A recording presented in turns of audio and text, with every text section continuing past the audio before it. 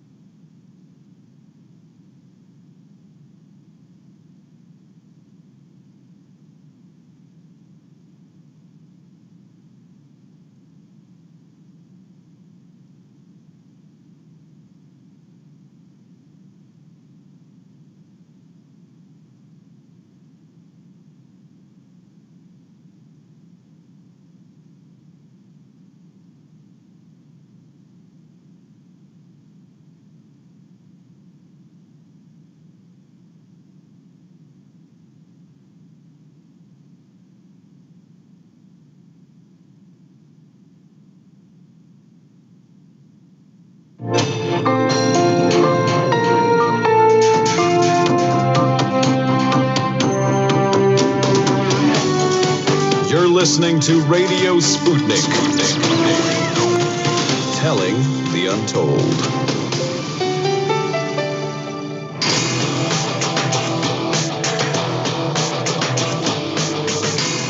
Fault lines. Live from across the divided states of America, it is now time for another edition of the most disruptive show covering news, events, politics, and more across our country and our fragmented globe. In the independent corner, I am your political analyst, Shane Stranahan. And in the left corner, I am the indefatigable, a burning ember in the darkness, your political analyst, Jamarl Thomas. And together we are Fault Lines with Thomas and Stranahan. Hope everybody is having a good morning, and our phone lines are open, 202-521-1320. Heads up, best times to reach us are at 8:45 and 9:45 a.m. Eastern, but pretty much anytime we've got a guest on, anytime we're in an open segment, you can give us a call. So again, 202-521-1320. But without further ado, let's get into the headlines. In COVID news this morning, first up, at least 1,247 new coronavirus deaths and 55,195 new cases were reported. The big news, though, is that we have passed 500,000 deaths. Over the past week, there has been an average of 66,393 cases per day. That's a decrease of 44% from the average 2 weeks earlier. And as of this morning, more than 28,207,000 people in the U.S. have been infected with the coronavirus. And again, over 500,000 have now died from it. It's like 500,106 or something like that. It's very, very close to that. But over 500,000. This is the milestone that Biden will, commemorating, grim milestone indeed. And we've been working towards this for a long time. And I'm just hoping that it stops pretty damn soon here. But we'll see about that. Jamarl, any quick comments on this? A grim milestone is an understatement. 500,000 dead Americans. And, it wasn't from a war. It wasn't because we've been invaded. It wasn't because a bomb dropped like some kind of cataclysmic event. It was rank incompetence with a government that cared more about economic concerns than empathy for the population it was supposed to serve and protect. That's the true reality of it. It's a damning indictment all on its own. Nobody has to say anything about it. It just stands there as this kind of experiential indictment on what we were trying to accomplish in this government, or for that matter, what we weren't trying to accomplish. And that's to see to the well-being of the population. And by the way, if we would have done that, we would be far better off right now with far less loss of life, and Donald Trump probably would still be president. Ain't that something? But yeah, it's an indictment all on its own. And I'll put it like this.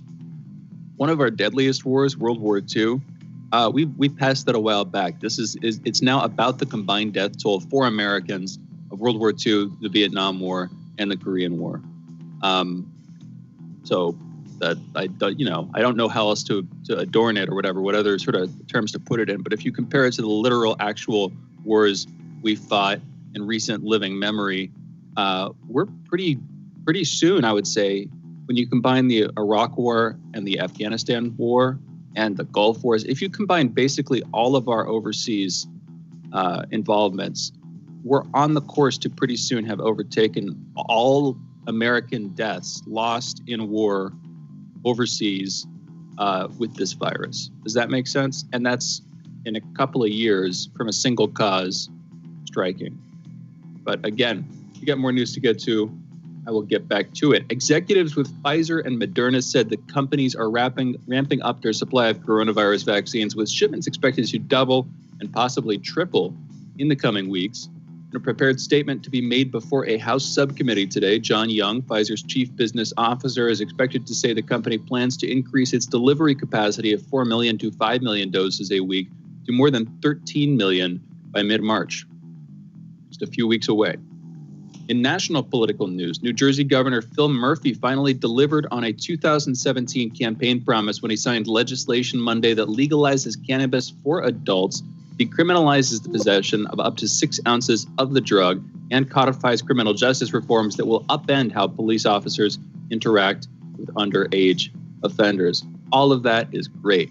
Good job, New Jersey Governor Phil Murphy. Clap the hands clap the hands from Frontlines. I'm trying to find your picture. There we are. Yeah, clap of the hands from, I would say, the Frontlines audience, but definitely from me. Good job. This show gives them applause. Long life and good health Slow to clap. the governor of New Jersey. Yes, yeah, absolutely. You're affecting millions of people's lives there for the better, leaving many people with slightly redder eyes. Yesterday, Emma Coronel Ispuro, the wife of the notorious Mexican drug trafficker Joaquin El Chapo Guzman Loera, was taken into custody at Virginia's Dulles International Airport near Washington and faces charges of conspiracy to distribute cocaine, methamphetamine, heroin, and marijuana. Coronel Ispuro, a dual U.S.-Mexican citizen, allegedly helped Guzman escape from a maximum security prison in Mexico in 2015. Guzman was convicted in 2019 on 10 charges of engaging in a continual criminal enterprise and multiple counts of distributing tons of cocaine into the United States. He was sentenced to life in prison plus 30 years. In international news, the Chinese Foreign Ministry said in a statement that China condemns and rejects a motion passed yesterday by the Canadian Parliament stating that Beijing's treatment of Uyghurs is genocide. The motion passed 266-0, with Prime Minister Justin Trudeau and most members of his cabinet abstaining. An amendment was also passed asking Canada to call on the International Olympic Committee to move the 2022 Winter Olympics from Beijing if this genocide continues. Trudeau previously cautioned against the overuse of the word genocide, saying that it is a term guided by strict international guidelines. Chinese ambassador to Canada, Kang Pei-Wu, gave an interview over the weekend during which he denied all of the charges leveled against Beijing. Pei-Wu maintained that any activities in the Xinjiang region are China's internal affairs and called for Ottawa not to interfere. In Armenia, several thousand people marched on its capital yesterday, demanding Prime Minister Nikol Pashinyan's resignation amid pressure for him to step down since November. Mass protests in Armenia erupted in November last year after Pashinyan signed a peace deal ceding control over large parts of the separatist Nagorno-Karabakh territory and surrounding areas to Azerbaijan. The Russia-brokered agreement ended 44 days of fierce fighting over the region in which thousands had died. Mamid Shanyan of the Republican Party of Armenia, has stated, quote, actions of civil disobedience need to continue for a long time. The city should be paralyzed every once in a while, end quote. Protest has since dissipated, but there are alleged plans to hold another one on Tuesday. If you remember, like we were just talking about here in Nagorno-Karabakh, there was a massive conflict over that, the largest in decades. I would say after the two regions, Azerbaijan and Armenia, were released from the Soviet Union, gained their independence, however you want to view that process. Largest conflict in decades. Nikol Pashinyan played a large part in pushing for it, driven by general Armenian nationalist sentiment wanting to take that territory. And it didn't work for them at all. Azerbaijan had a lot more money. They were bringing in oil money. They were working with Turkey. Basically, they were able to best Armenia in that conflict. And then they had a Russian-brokered ceasefire peace deal in which the Azerbaijan took back significant chunks of that territory.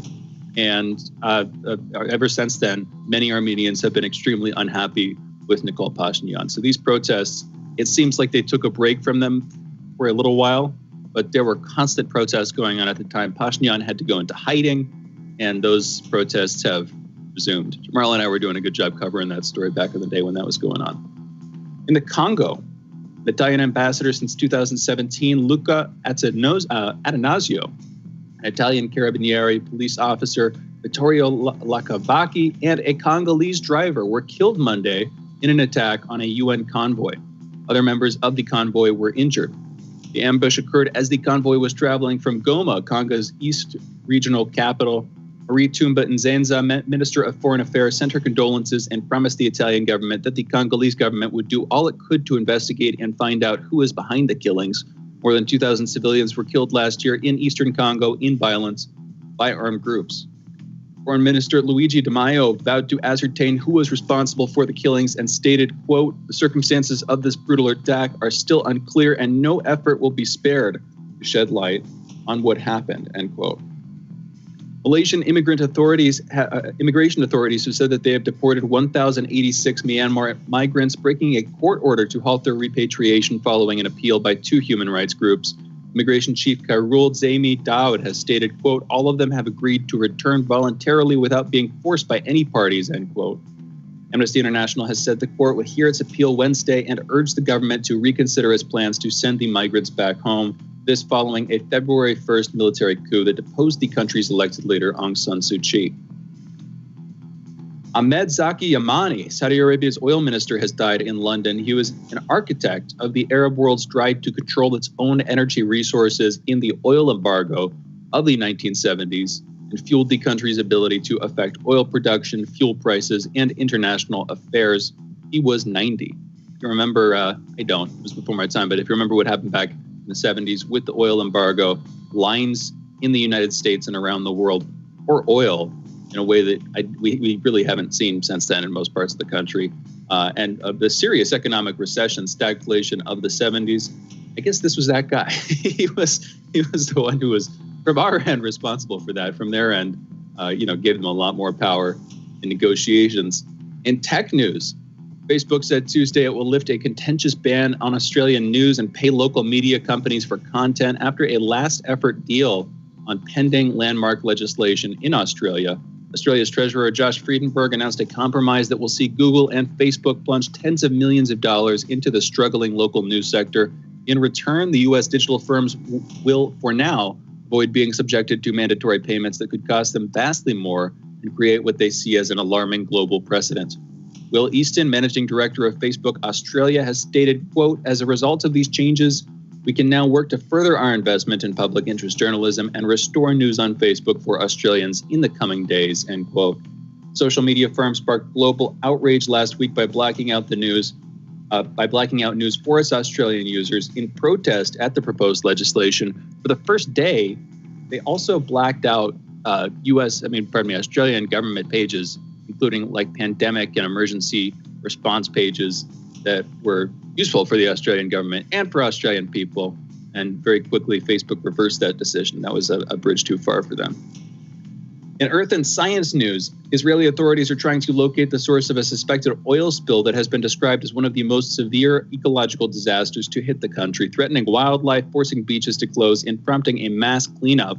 The country's Nature and Parks Authority said in a statement on Sunday that, quote, "the enormous amounts of tar emitted in recent days to the shores of Israel from south to north caused one of the most severe ecological disasters to hit Israel," end quote. Authorities are investigating the source of the oil spill, suspected to be from an offshore ship.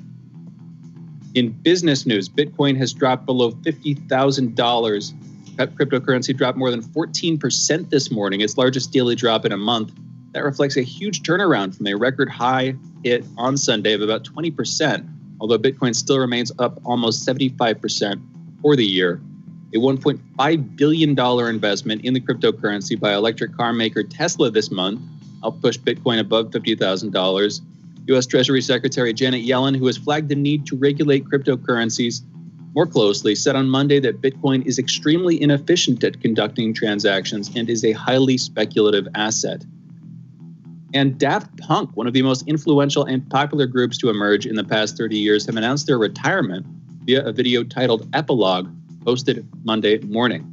The duo's longtime publicist, Catherine Frazier, officially confirmed the split to Variety and declined to provide further details. You ever listen to Daft Punk, Jamarl? Love Daft Punk. In fact, I was the one that put that headline in there. Love them. They're old, especially their old stuff. I think their new stuff is really good too, but the old videos, One More Time, America. In fact, I used to love the videos. It would be like these cartoon characters rocking out. So I love their stuff. Very weird, very exotic. They became more, I guess, mainstream with some of the later stuff. But no, it's a good album, a good band. It's unfortunate that these guys are breaking up. Another vagary getting older. Yeah. I like him. I wasn't the world's biggest fan, but I like him. I used to listen to him, and I saw him in concert one time over at Coachella. Oh, that had to be bizarre. I would imagine that was so bizarre. It was good. Yeah. It was good. Yeah. Anyway, those are headlines. You're listening to Fault Lines with Thomas and Stranahan. We're going into a break. We'll be back on the other side with our soapbox segment, Jamarl's monologue, and a back and forth. Be right back on the other side of this break. Fault Lines.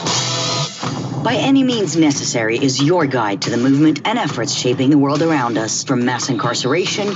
No longer am I interested in or concerned with prison reform. I am interested only in the eradication of prisons. To the battle between police and water protectors. It was a pretty punishing disregard for the sanctity of human life, that unleashing water cannons on peaceful, prayerful water protectors. From efforts to protect the environment. The climate movement is ready to, with plenty of opposition research and force and strength, along with, the right of both science and morality, to fight them on this. To the movement for Black Lives. When I first saw the Michael Brown video, and I saw that it clearly contradicted the narrative put forth by the Ferguson Police Department and by police supporters in general, 3 words came to mind: color me shocked. Stay tuned to By Any Means Necessary, 5 days a week here on Radio Sputnik.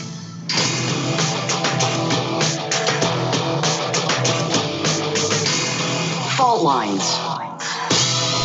Welcome back to Fault Lines on Radio Sputnik. My name is Jamarl Thomas. I'm joined by my co-host Shane Stranahan, coming to you live out of our station in Washington, D.C. If you guys live in the area, you can catch us on radio at 105.5 FM and 1390 AM. We're also in Kansas City at 102.9 FM and 104.7 FM. If you guys are digging what Shane and I are putting down, whatever platform you're consuming this content on, give us a like and share that audio or video. You can also you can also send us a chat, a tweet, and of course, you can reach us by phone at 202-521-1320. That is 202-521-1320. Your engagement helps makes this show what it is, so definitely don't be shy. During the Obama era, and I'm sorry, my voice is a little hoarse, but we're going to do it anyway. During the Obama era, we had a rash of mass killings. And if you remember, with those mass killings, Obama would come out dignified with all the gravity of the office. He might shed a tear, and he would give a tearful speech. People would light candles in the areas to which the killings or the murders took place, and we'd go along our way. People would call for legislation. Republicans would say, nope, we need to send prayers. And even Democrats at one point, it was leaked that the documentation saying, look, in your campaigns, don't hit too hard on this stuff, just also recommend prayers. The truth is, we've had multiple killings nearly daily in the United States. In fact, they've become so common, they barely make news, especially not from the standpoint of bumping up to the federal level where we can see this on a national stage. Chicago is pathetically called Chirac, the term that people in an American city has coined abandoned, alienated. And they use that term juxtaposed against the city or the country that America basically started a war, killing 1 million people in a war zone. Speaking of Iraq, how many people died on 9/11? 9/11 indeed was the thing that instigated that. George Bush lied, invaded a country, killed 1 million people. This led to additional invasions of other countries and attacks. But let's start there for the moment. How many people died on 9/11? What, 4,000? I don't think it was over 4,000, but let's go with 4,000 to make the point. We spent nearly $7 trillion. George Bush, and more was spent after, spent nearly $7 trillion. A lot of it wasn't even on the books. $7 trillion. Anybody in the country that has something to say about the war, think of Phil Donahue, think of Jesse Ventura, were taken off the air. Jesse Ventura actually had his contract sitting somewhere where he couldn't get on the air to speak because he was still under contract. They paid him to shut up. We went to war. We killed 1 million people in that war. And there wasn't any question on how the money was spent. There wasn't any question on should we be spending $7 trillion. None of that was brought up. We were willing to do it. We were willing to kill. We were willing to spend all that money to balance the scales. So what about now? 500,000 people have died.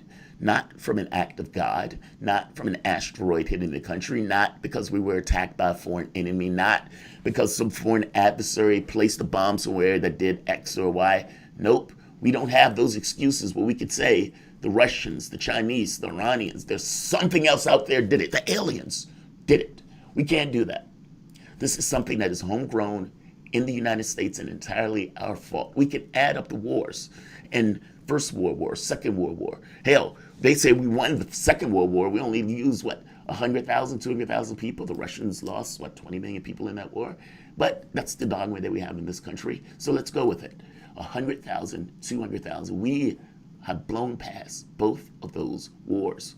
500,000 dead Americans. And this wasn't anything else but malfeasance from the state and the government of the United States itself. There is no reason that this many people should have lost their lives. The number of people that were infected with that virus should have not been 29, 30 million, whatever that number is. This was entirely malfeasance. This was the government taking the purview that wearing masks are undignified and unmanly. This was the government that took the purview that they didn't want to use the Defense Production Act to ensure that the supplies and equipment were necessary, that they didn't want to give the American public $2,000 a month to stay at home so they don't be forced into a situation where they have to go, which is exactly what they did, by the way. You realize that the reason they only give that one check for $1,200 was because they needed you desperate and they needed you forcing your own needs, your own weaknesses and vagaries of being a human being to force you to back to work. That's what they wanted. They wanted you to have to make the argument because of your needs. And oftentimes, because of the way we look at the world in this country of individuals, those people don't necessarily associate the responsibility with the government of the United States to keep them home, to ensure that they are made safe in regards to having enough resources in their pockets to stay home, or for those businesses to stay open, especially the mom and pop retail. No, what happened? That money went to majority big companies that didn't quite need it. The mom and pops took it in the teeth with 40% of retail closing, give or take, depending upon the studies that you're looking at.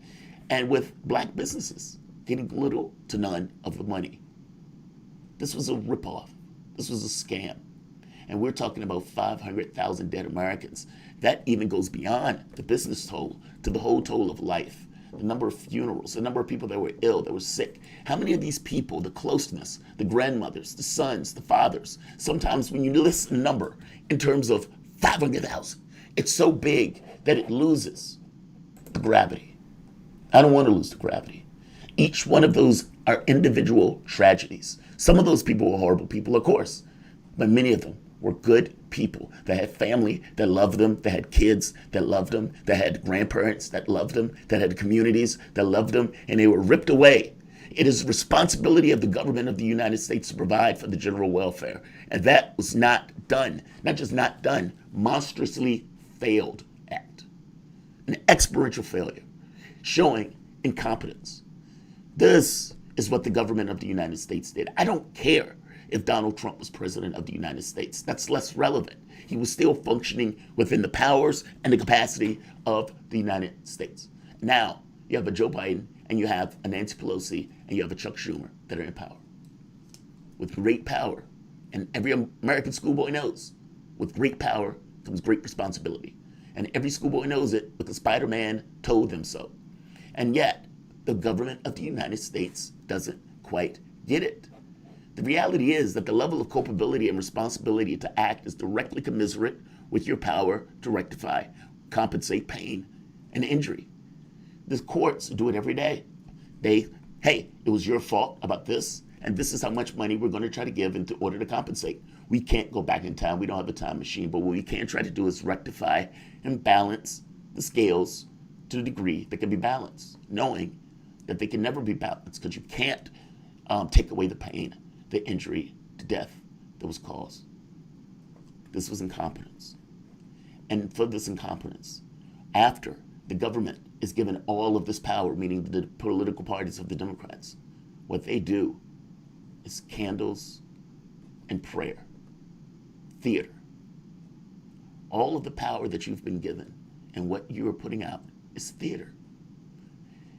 The American public is owed, period, full stop.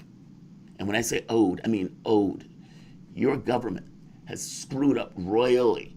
You have gotten all of these people killed, and it is directly related to the failure of the U.S. government to deal with the situation. And as such, there should be compensation. As such, there should be some level of recompense to get across to the American public that you get how bad this was. You get the gravity of 500,000 people dying, especially when it is at the fault of the U.S. government. What should be given is Medicare for all.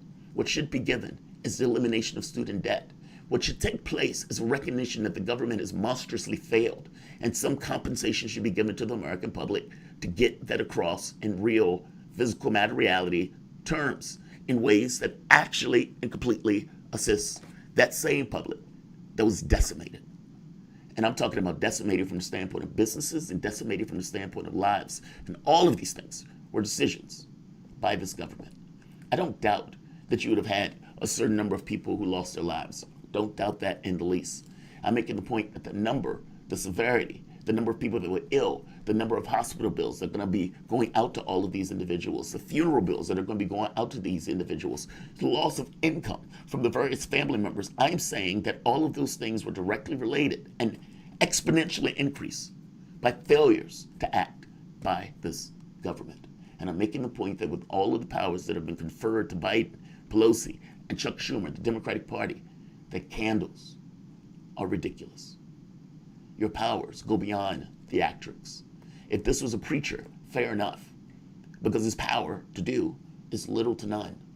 But you have been given the powers of government, the levers to make law, to make decisions, to compensate. Joe Biden right now could get rid of $50,000 of debt. Think of the number of African Americans and people of color that were decimated by this.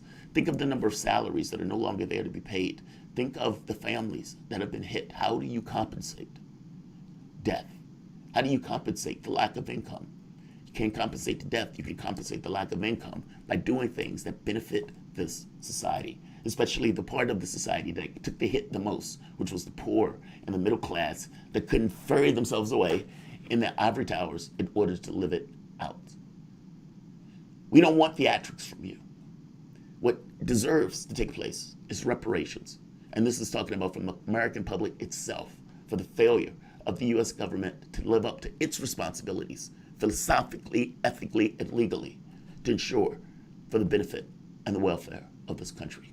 Shane, what do you think? Am I being too hard on the government of the United States? Is that something that is demanded more than just the shiny object of candles to think about what happened? We already know what happened. We don't need to think about what happened. We don't need a memorial. We need you to do your jobs. Priests can do memorials. You're there in the political space. Do your jobs. That's where I'm at. Where you at, Shane? I hear you on this one. They're not going to do it, and that's the thing. But I think that this, more than the vast majority of the different crises that we faced, is due for reparations. More than an economic downturn, you can make an argument that instead of, in the wake of the 2008 financial crisis, instead of giving money to prop up the banks that were already too big to fail, you should have given it to people who were little enough to fail all over the place. There's a strong argument to be made there. But for the most part, people did not lose lives. They just lost hope, and they just lost a chunk of their futures. With this one, you had a lot of people lose lives. And if you turn to war for a second, again, even though the vast majority of the wars we fought in recent decades have been illegitimate and, well, maybe strategically useful for the United States, war is a trickier one to make the case for reparations on. And what other crises are there really, other than economic downturns, economic catastrophe, and the major loss of life due to the United States waging war?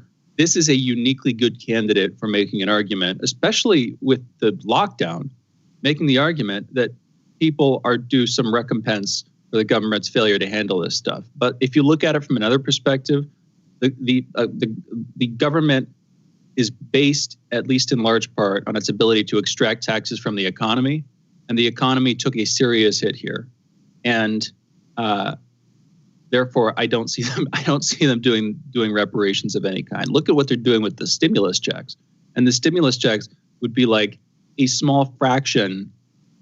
What's the number? How do you put a number on a life that was lost? Is it in the hundreds of thousands of dollars range per life? Just multiply that times 500,000. That quickly becomes very, very difficult for the government to deal with, and therefore they're not going to do it. There's no chance, and they don't want to. I don't think that the Biden administration wants to take responsibility for what it would see and what it would portray as the Trump administration's failures. And for that, among many other reasons, we're not going to see this happening. But I think there are going to be calls for it. I think you have good reason to call for it.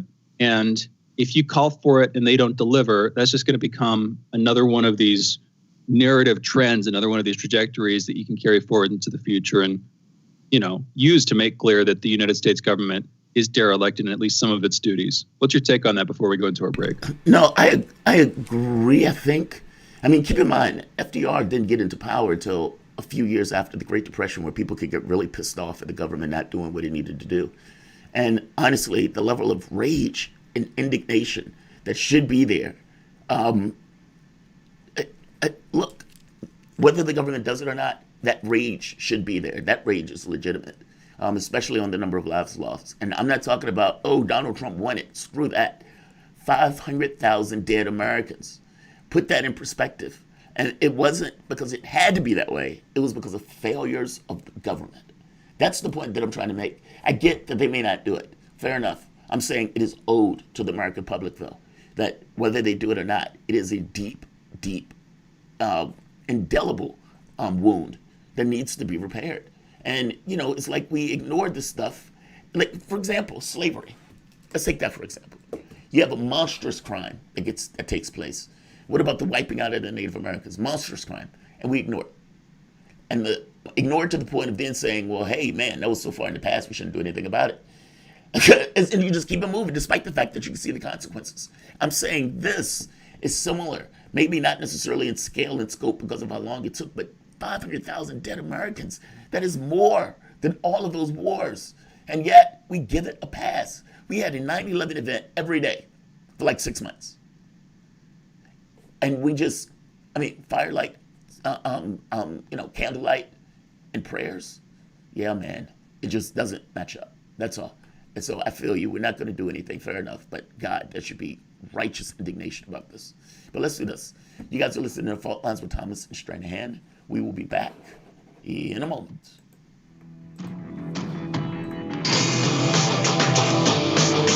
Fault Lines.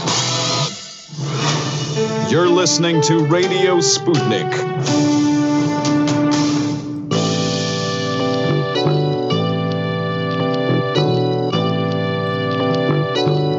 What's the most important hour of the day?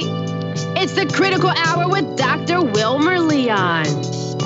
On this show, we don't just deliver the latest headlines.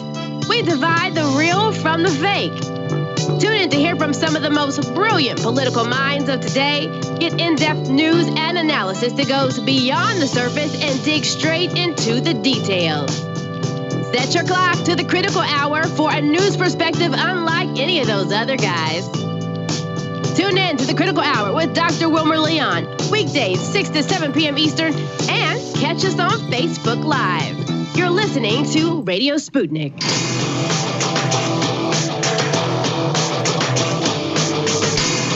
Fault lines. Welcome back to Fault Lines on Radio Sputnik. My name is Jamarl Thomas. I'm joined by my co-host Shane Stranahan, coming to you live out of our station in Washington, D.C. You know, despite being in D.C., we are perched at the edge of the world, and we get the opportunity to look pretty much everywhere from our platform here.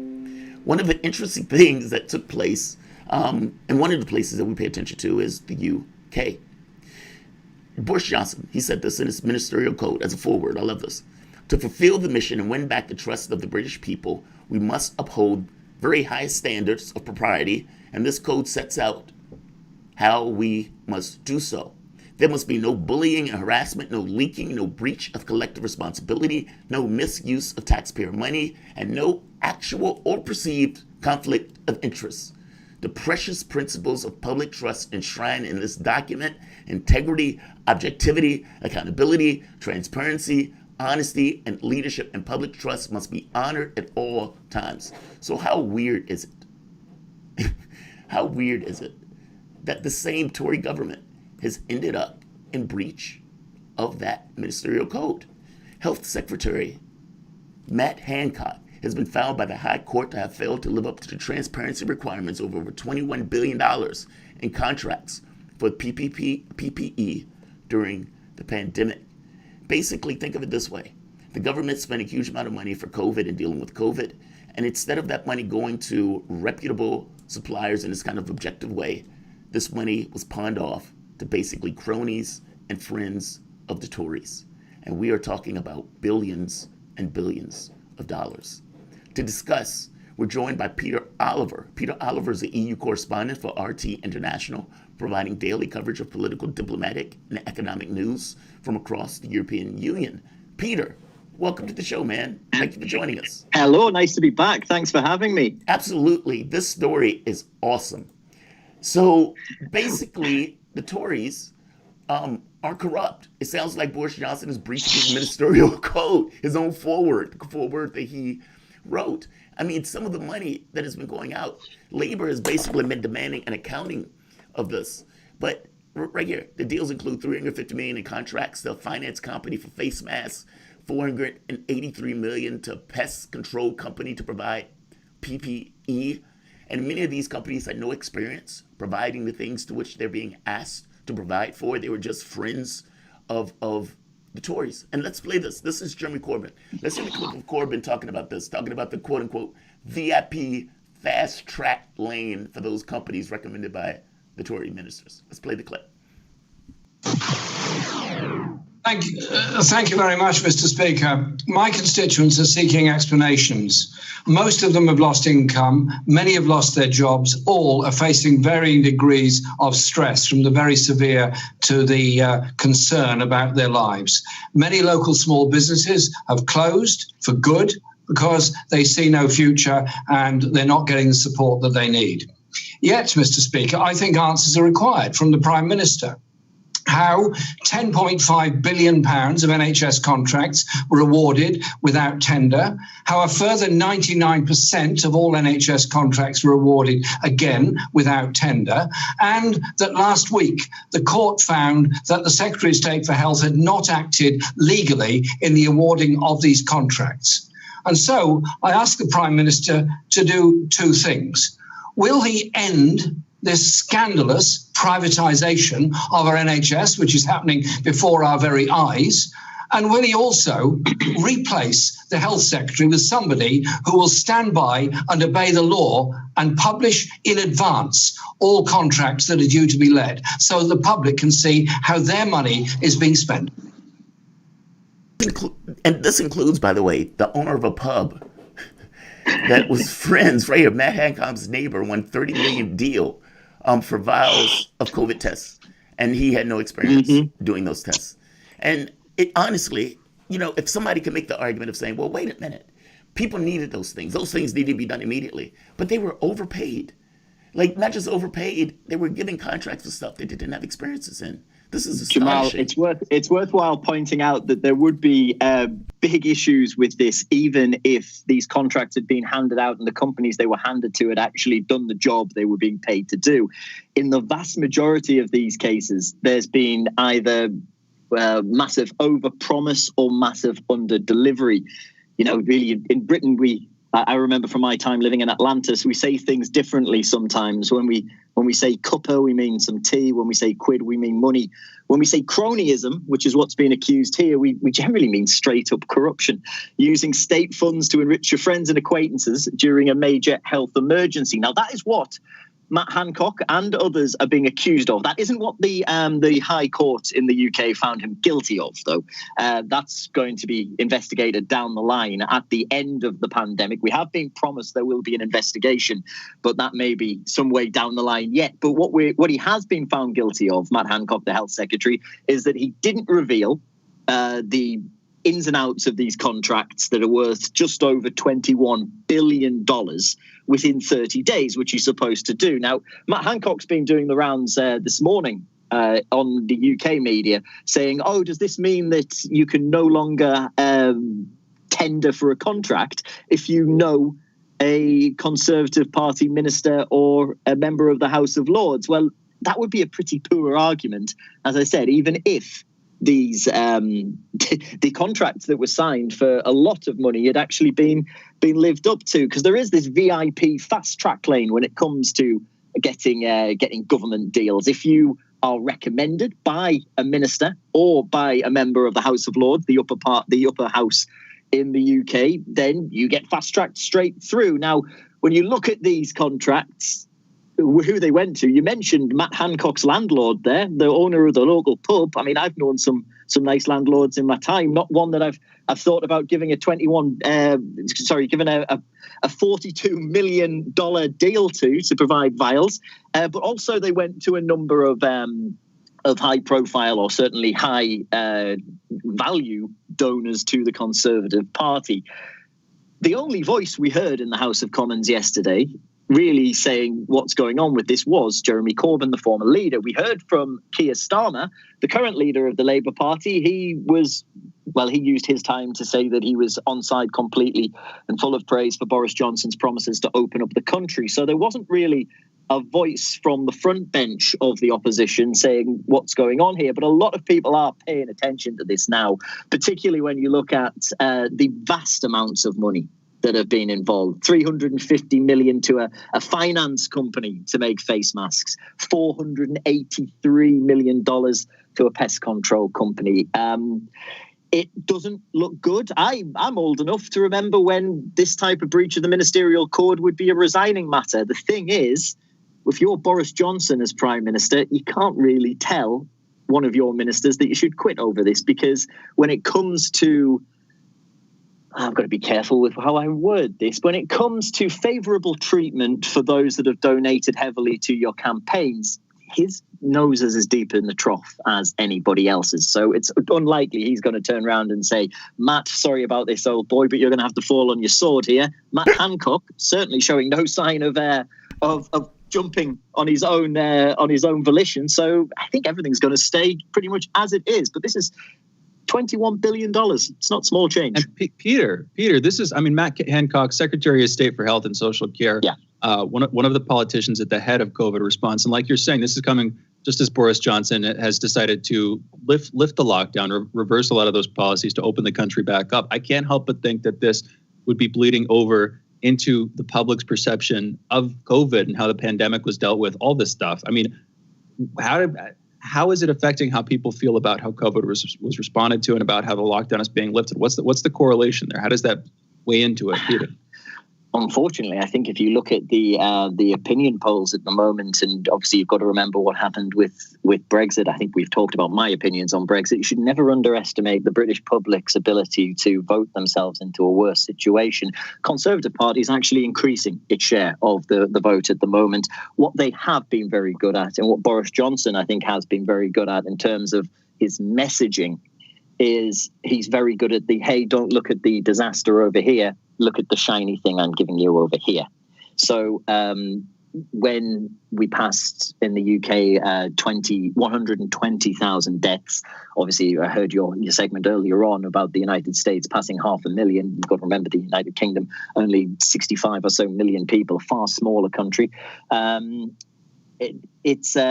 When we had that, we had a lot of news about the vaccine program in the UK, which has been very good compared to countries like Germany, like France, and like a lot of the EU nations.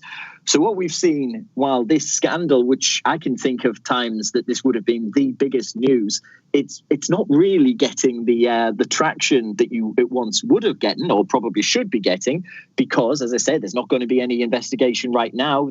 We've been told this investigation will come right down the line.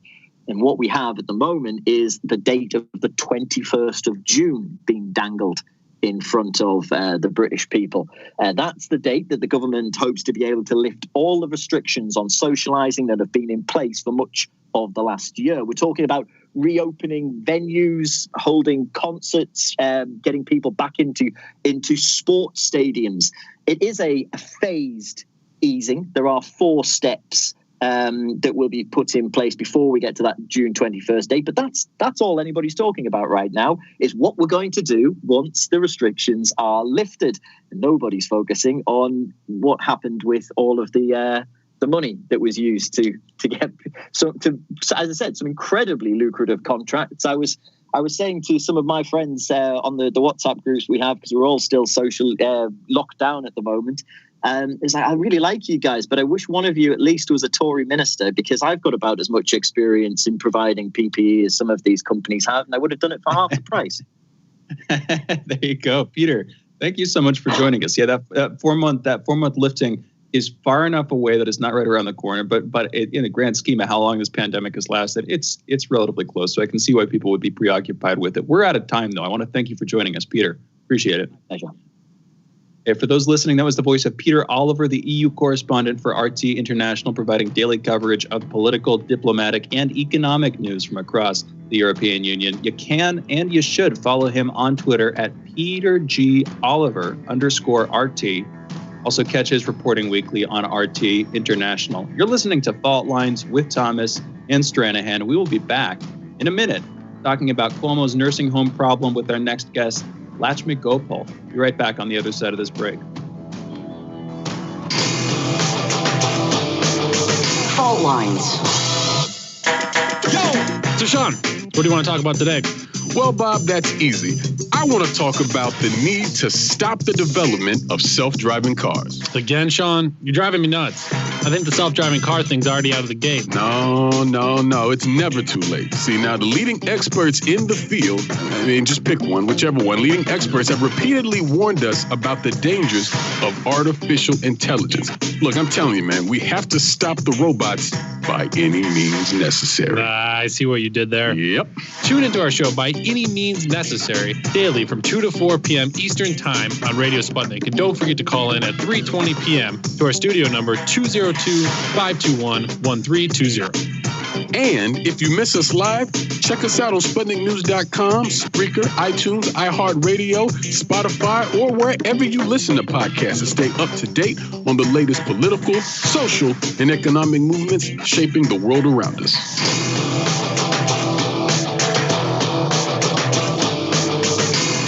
Fault Lines. And we're back. You're listening to Fault Lines with Thomas and Stranahan, and we're talking about Andrew M. Cuomo, governor of New York, who for the last couple of months, by our account, has had to face, really for the last month, has had to face increasing cries, now not just for an apology, but from some corners for his impeachment as governor due to the way that he handled the COVID crisis, specifically based on New York Attorney General Letitia James' report last month in January, that his administration had undercounted COVID deaths by approximately 50% from nursing home deaths specifically, where people who were in nursing homes got sick from COVID, were sent to hospitals. In some cases, when they had supposedly recovered, were sent back to the nursing home from the hospital. And regardless, while they were in the hospital, all deaths that took place in the hospital were not counted as nursing home deaths. This was a major coup, a major blow to the Cuomo administration by New York's Attorney General. He has been reeling from it ever since, and in the last week has increasingly come under pressure on that to be impeached, as well as to do some accounting for the supposedly heavy-handed top-down tactics he uses to maintain his political supremacy in the state of New York. I want to start on that angle with our next guest. Lakshmi Gopal is a New York City Council candidate for District 15, the Bronx. She is a first-generation Guyanese American, Bronx native, and the daughter of immigrants.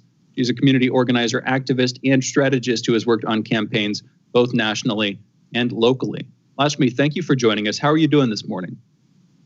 Thank you so much for having me. I'm doing all right. Good to hear. Good to hear. Thank you for being willing to join us. Let's talk about Cuomo, and I want to specifically hear from you, again, as somebody who's trying to get into the political scene in a bit more depth. What have you heard about how Cuomo handles his state? We've heard a lot about heavy-handed tactics. There's Ron Kim, who came out and said that he had received a berating, aggressive phone call that left his wife shaken for a couple of hours, left his family reeling at the idea that he might get pushed out of the political system based on him pushing back on Cuomo, him criticizing Cuomo for how he handled the COVID crisis. And apparently Cuomo gave him a harsh, angry phone call. Anyway, this is broken to a small degree nationally, and it seems to be a window into how Cuomo likes to handle his political system. So as somebody who's getting a bit deeper into that political system, running for city council there, what have you heard about how Cuomo handles this stuff? Lakshmi. Yeah, thank you so much. Exactly what you described. It's been a history of lack of accountability, lack of transparency, really. You know, there's reports of so many of the numbers being skewed or not reported in time. So therefore, we're not having accurate accounts of the death toll that is happening at the nursing homes, or they're being associated to hospitals in a way that doesn't allow us to have the data needed to have the political courage to make political decisions that impact people's lives, to prevent deaths, to get people the resources that they need. And it's all due to the lack of accountability and transparency. And that's really where the danger is. New Yorkers, fellow elected officials need to have this information to empower them to fight for their constituents and their districts, be it, you know, Assembly Ron Kim, like you mentioned, or other individuals who are really looking to bring resources and save the lives of folks that they're representing day in and day out. And without this information from the governor's office, it makes it really difficult to advocate for it, and puts us in a terrible spot for all of New York overall. But Lakshmi, I mean, apparently the numbers nearly doubled within the course of a year, right here. And basically the numbers were ripped from Cuomo. It wasn't even something that Cuomo offered. I mean, he had been in a lawsuit going on for years. So right here, an investigation by the office found that it was 50% more seniors that died in those offices.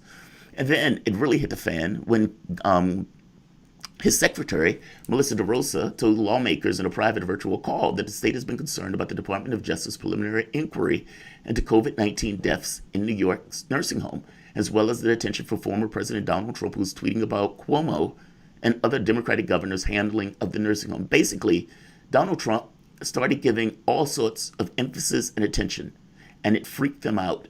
And it freaked them out in a way where they just froze, according to her, and they hid the data. Right here, since the number of deaths connected to the New York nursing homes and long-term care facility has only ballooned to about 15,000 confirmed and presumed deaths from 12,743 in late January of last week.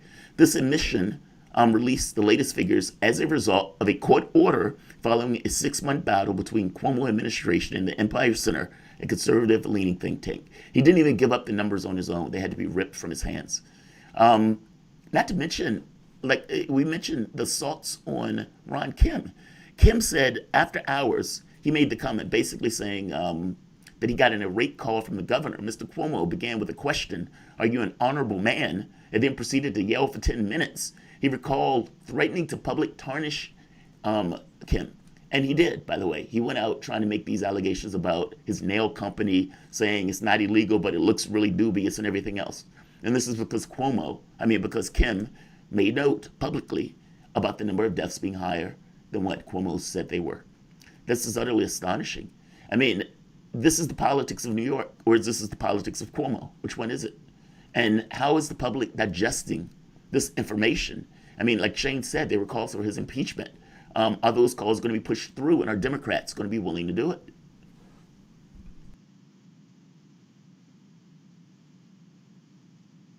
Latchby? Yes, no, sorry, you were a little delayed there.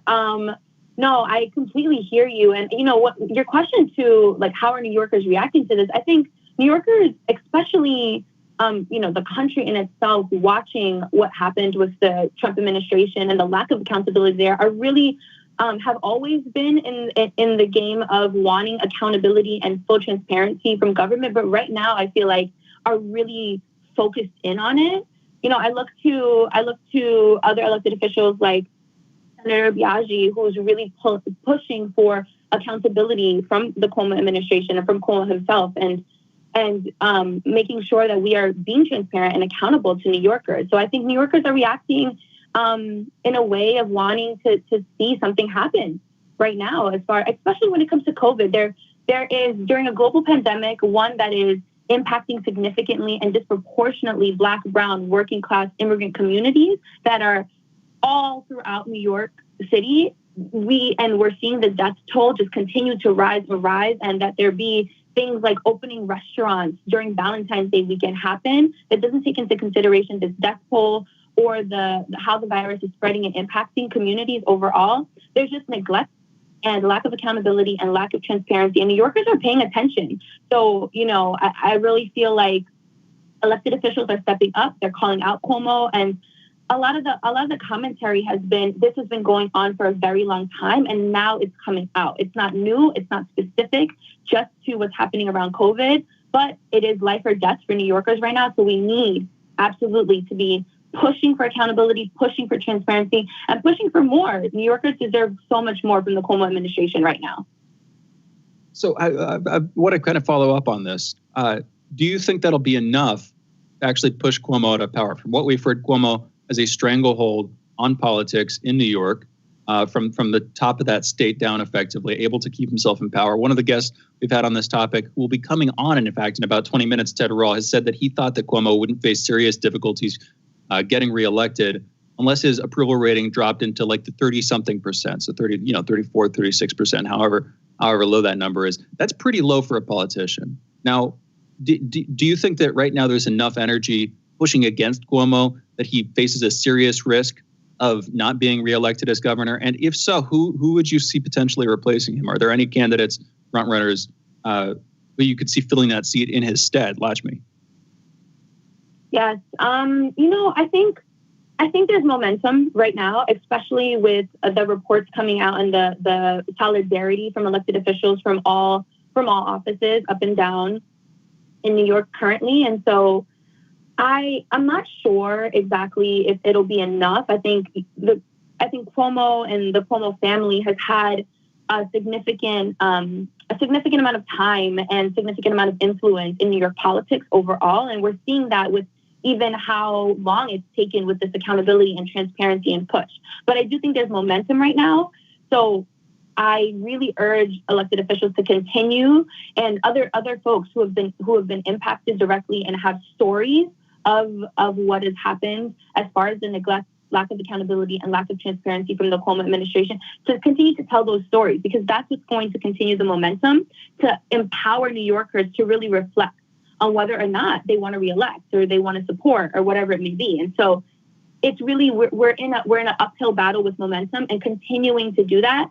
There's been illusion overall that there's more stories, there's more times of neglect. And so as more and more of that comes out and we empower New Yorkers with information, I believe that there's a chance that they might not want to support, especially during a global pandemic in which that is of the utmost priority for folks. People are losing loved ones. The lie itself is gross.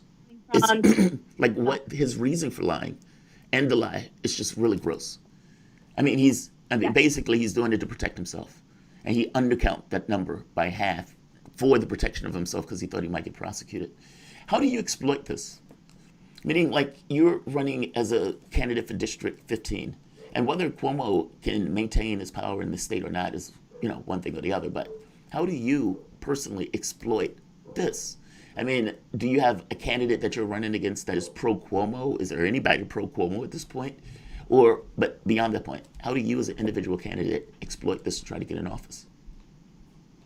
No, I mean, I think like what's happening with Cuomo is of utmost concern with all New Yorkers. So it definitely comes into play. But on city council, what we're focused on is both our districts in the Bronx and the mayor. 1 minute. Because that is the individual, whoever becomes the next mayor of New York, that is the individual that we will be looking to work with and to push to really prioritize the needs of both the residents of District 15 here in the Bronx, but all through New York, as far as it goes for investment and prioritization of the city budget. And so I think it's very important what happens next with the governor and that accountability. But as far as the city council race, there is no exploitation in that matter. It's really just transparency, accountability. We need to get money out of 30. politics, right? Like that is a big component of why Cuomo is able to do what he's doing. We have to cut it here, but I totally understand. Exploit is probably a bad word to use in this particular situation. But look, we really appreciate you coming on to the show. Honestly, we do. Lakshmi Gopal is a New York City Council candidate for District 15, the Bronx. She's a first-generation Guyanese American, Bronx native, and daughter of immigrants. She is a community organizer, activist, and strategist who has worked on campaigns both nationally and locally. You can follow her on Twitter at Lakshmi Gopal and on her website, gopalforthebronx.org. Please come back to join us. Don't be definitely come back to join us. You guys are listening to Fault Lines with Thomas and Stranahan. We'll be back in a moment.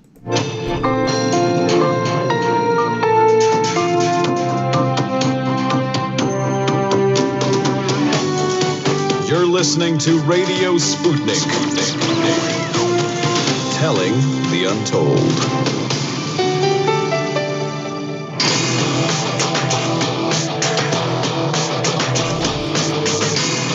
Fault Lines. Live from the divided states of America, welcome to your daily inoculation for propaganda. Here in the left corner, I am the indefatigable, the ever-vigilant, the last antibody to a sick and seizing political system, your political analyst, Jamarl Thomas.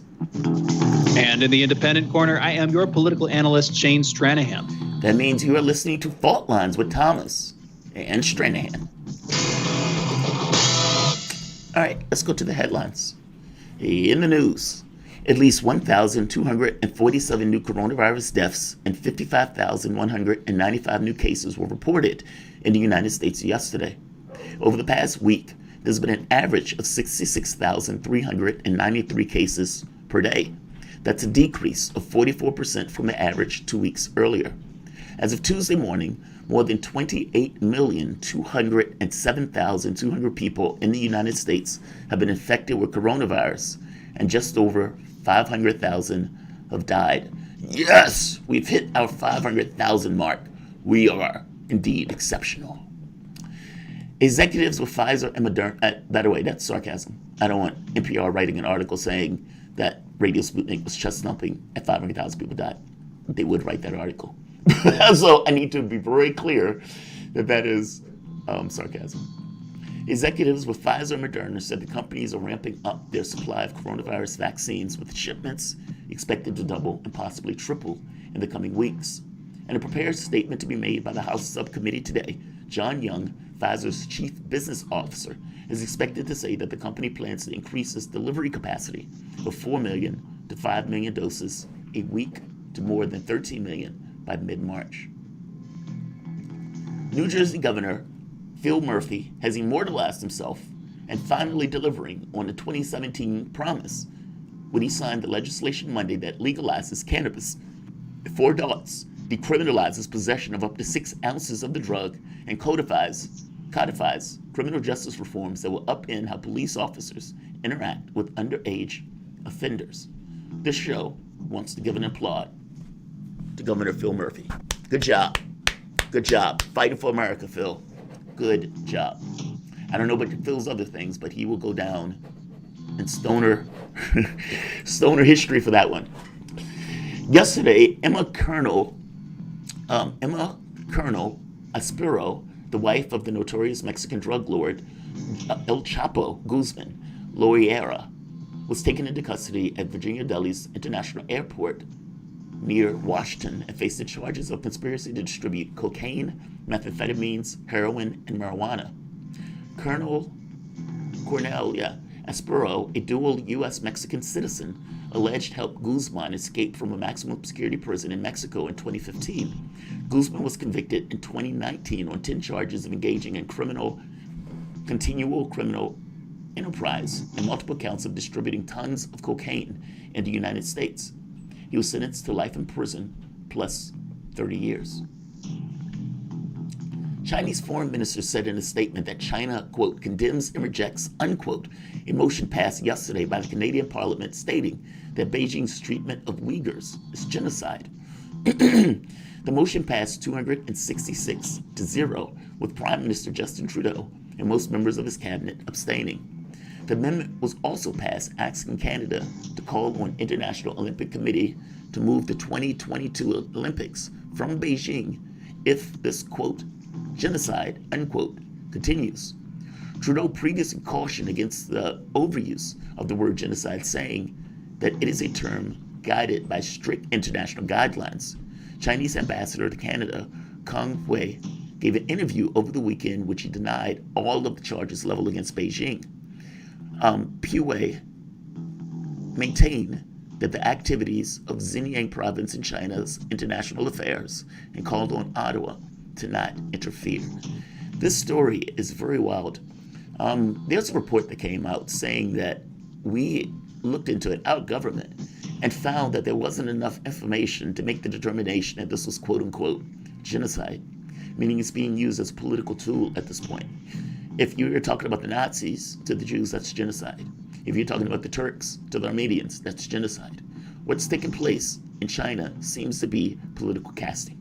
I have no idea what is taking place in China. I do accept that the government of this country and many other countries in the West have looked at China as an enemy at this point and will use whatever they can in pursuit of the objective of undermining that enemy, especially not staying within the context of economic or militaristic guidelines. Propaganda is also a part of it. So the reality of it is, I'm unclear. We can bring people on, those people will give their assessments one way or the other, and we can have a conversation about it. But I am not just jumping on the bandwagon of the government and saying that these guys are committing genocide when A, our own reports don't say that, and B, politics is a front. And another side of this, the Gray Zone has a pretty good article looking at one of the primary sources, in fact, the primary source for one of the main claims supporting this, specifically on the birth rate. Part of the argument here is that the birth rate for Uyghurs is low. And so if you're trying to clear out an ethnic group, one of the ways that you can do that is by driving down their birth rate, their repopulation rate, all that whole thing. And, over the course of generations, this will lead there to be less of that population, just very simply. Anyway, the thing is, China's overall, we were talking about this off the show, China's overall birth rate is also low.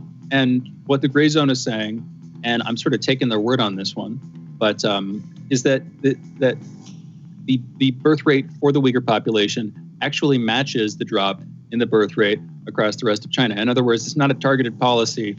It's the same policies that lead to the low birth rate across the entire country in that one region. So at least for that component, I'm not addressing the camps, what China has called the working camps or the re-education camps, and what more Western observers have criticized as like a quasi-concentration camp, that kind of thing. I'm not focusing on that, but just on this one specific claim, it does seem to be baseless. Just throwing that into the pot too. Good article over on the Gray Zone on this. For once, I would love, God, you have no idea how much I would love, for one of the other governments, China or Russia, to come out and say, you know what, we're going to pass sanctions on the United States because they had those camps where they were putting those immigrants in, and show the arguments where the government was making, saying that not having feminine products or not having soap is not the same thing as having an unclean environment. Meaning you can have a clean environment without soap and without sanitary products. Like this nonsense, right? And it's like, how many people did you have in those places? And then you show the Congress member that's calling them camps. And you say, look, America's own government agrees, or elements of the government agree, that these are camps. We don't like these things. We think these things are an affront to human rights. And basically do the same nonsense. Like, it's not that I'm pro-camp and this other stuff. I'm just pro-context. And oftentimes we put this stuff out and we drop the context that the U.S. is guilty of some of the same things. And in dropping the context, you can go with this American perspective that ignores your own, vagaries while emphasizing others, especially people that are considered enemies or contestants. That just seems to be the way media operates. I don't like that. I think it pushes us in the context of war. I mean, if you think about it, how do you get a population to get on board a particular policy if you know that your own country is also pushing the same policy? You drop context. That's what you do.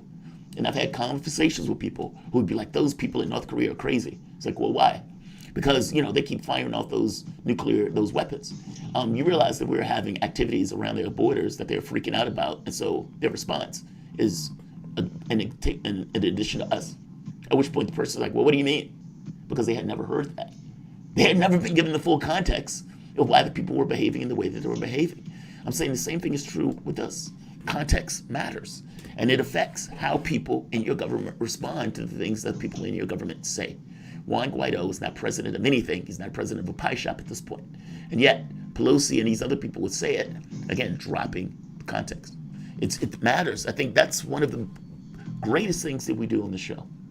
Honestly, if nothing else, context. Honest actor. Agreed. But in the case of China, what specifically are you talking about? The one piece of context that might be useful to add here, from my perspective, but it doesn't make America an analog for China on this, is that we were funding through the NED some of these Uyghur groups that have engaged in terrorism, so that there's that link there. But it's not, as far as I can tell, like we have ongoing re-education camps. No. Tens, hundreds of thousands are. Yeah, no, it's not that. I'm making a point that we take a purview and say, we don't like that about your country, that we think that's a vagary, we think that's horrible, we think that's affront to human rights. I am saying the camps that Donald Trump had, the immigration camps, or for that matter, that even Obama had on some level, where we had kids in these camps, or for that matter, deporting kids alone and all this other stuff, I'm saying that a purview could be taken that is an affront to human rights. I'm making the point that in the same way we take these purviews and we pass sanctions on countries saying, hey, you're wrong for doing that. I'm saying there are vagaries that take place in this country that other countries could also take the same purview. What would our response be? Mind your business. In the case of a lot of these people, they would just criticize Trump for it. They wouldn't make, the fact that Obama built some of those cages, that they were during his administration, he didn't engage in nearly the same degree of detainment of immigrants as Trump did. And so this, the same people who are leveling these accusations against China, I'm sure would be just as happy to level them against Trump. And that, that's how they would respond to it. But again, I keep making the point that Trump is acting in the context of the U.S. government. I mean, this is the reparations argument again. Like, where they would say, well, nobody was alive during that time. And it's like, well, the government was alive during that time. The U.S. government is what was taking those actions, regardless of who was instilled in the capacity of that government. The people chose that person. That person got up there and acted in the capacities of the government. It doesn't matter that Trump was impeached twice. I mean, it's still his actions. I guess I'm making the point that, and I think you get where I'm coming from on this. We take certain purviews and we pass sanctions based on that point of view. And that point of view is typically an American perspective. And fair enough, all countries can have their perspective. But in such, other countries can also have a purview that what America is doing in this case or that case is not good. I mean, 5% of the world's population, 25% of the world's prison population. That sounds like a gulag. How is that good? Is that an affront to human rights?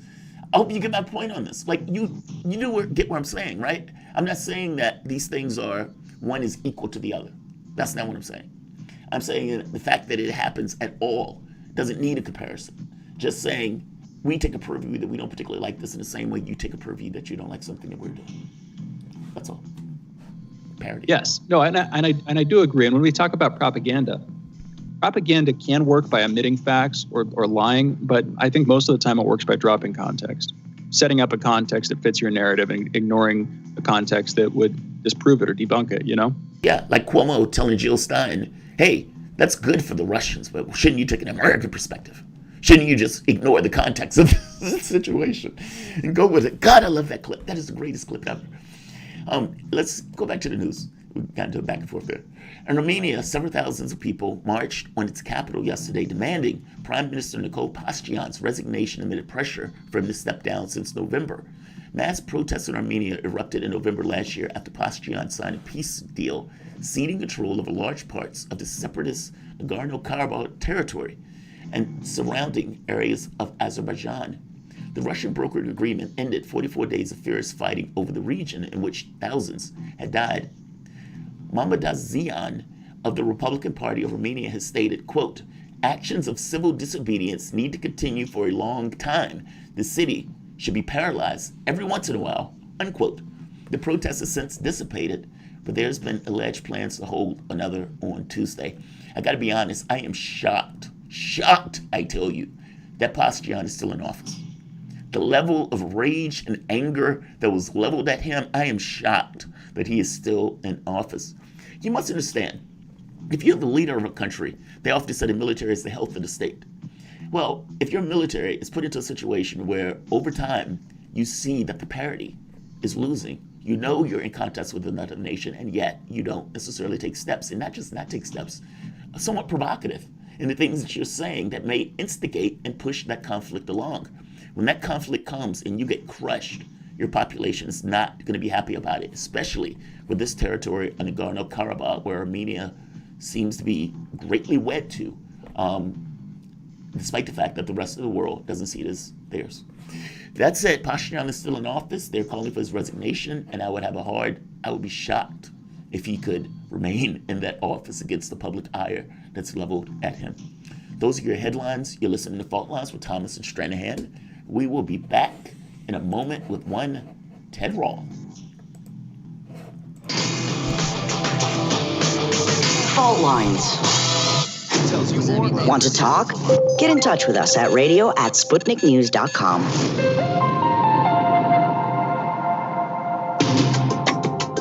Epidemics and pandemics could kill millions of people, and they actually did. Centuries ago, deadly outbreaks called the Black Death, the plague of Justinian, and the Spanish flu ravaged countries, empires, and whole continents. Some of these diseases are still present around the globe. Others have become a thing of the past. Discover how these ancient and not so distant outbreaks from previous centuries differ from modern-day SARS, MERS, and coronavirus pandemics. Listen to our new series, Outbreak, the deadliest epidemics in human history, this week on Radio Sputnik.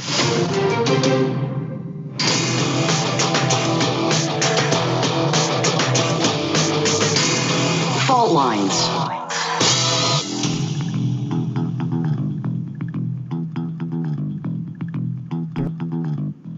Welcome back to Fault Lines on Radio Sputnik. My name is Jamarl Thomas. I'm joined by my co-host Shane Stranahan, coming to you live out of our station in Washington, D.C. If you guys live in the area, you can catch us on radio at 105.5 FM and 1390 AM. We're also in Kansas City at 102.9 FM and 104.7 FM. If you guys are digging what Shane and I are putting down, whatever platform you're consuming this content on, give us a like and share that audio or video. Also, if you want to join in on the conversation, you can do so with a chat, a tweet, and of course, you can reach us by phone at 202-521-1320. That is 202-521-1320. Your engagement helps make this show what it is, so definitely don't be shy.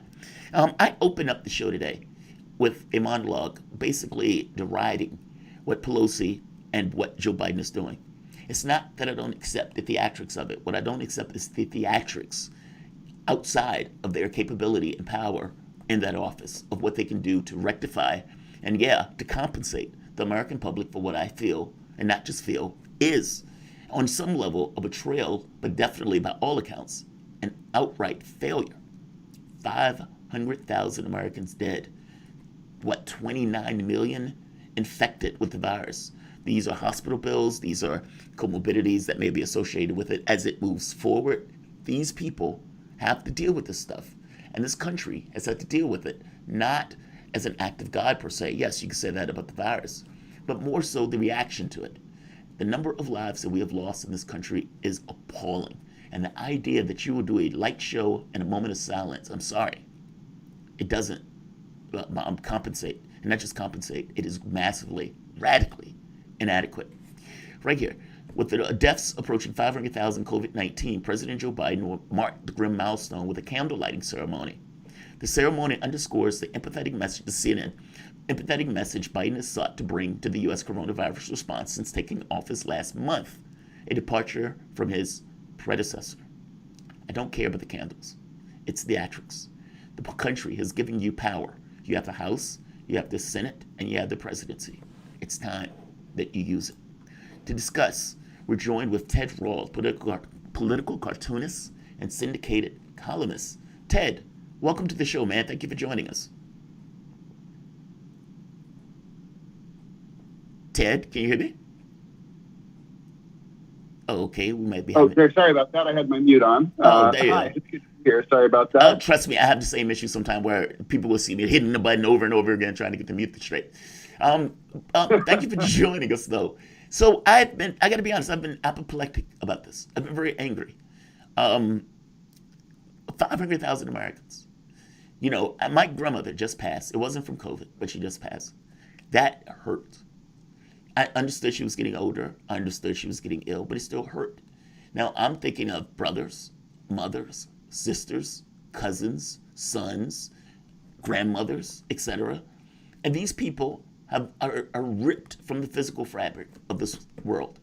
And all of those people who have loved them, who cared about them, who grew up with them, are now left with a hole in their families and in their friendships. And you have a situation where that is directly related to the government's malfeasance in dealing with this. I don't care that Trump was in office. This still was an issue of the government of the United States. And I firmly believe there should be some level of reparations to the public itself. That in the form of healthcare, that in the form of education. Because if we're being honest, it's not just death. It's salaries that the families no longer get. It's bills that the families now have to deal with because of the health costs and, for the matter, the funeral costs. Meaning when these people leave, it's not that you just leave. They leave wreckage and carnage behind. And we're talking about 500,000 dead Americans that didn't have to be dead and is a direct result of government inaction. What do you think about this? Am I being too strong on this? Or do you think, yeah, there should be some level of compensation to the American public for the failure of the government to live up to the, general welfare of the public? What are your thoughts, Ted? Well, I think you're right. And I think I can kind of almost get about as close to 100% proving it with my argument in favor of what you're saying in terms of reparations. If a private individual or a corporation or other private entity could be deemed responsible out of negligence for causing a death, which obviously is something that is litigated in courtrooms across the nation every single day, wrongful death, negligence. There's someone who's held responsible, and what is often happens is the deceased medical bills are awarded. There's interest. There's punitive damages if there's malfeasance that the jury or the judge believes is applicable. There's all the things that you mentioned. And, of course, lost income. You know, if someone dies who was making $200,000 a year and they were 40 years old, you could reasonably say they would have had 25 more years of that income, perhaps more if they'd gotten promoted. So, yeah, so we're talking about, wrongful death can lead to millions of dollars per person in being awarded. The only reason that the government isn't going to have to pay this automatically is because any attorney who's listening to us will be able to attest. It's very difficult to sue government agencies and government entities. They've written the laws to indemnify themselves.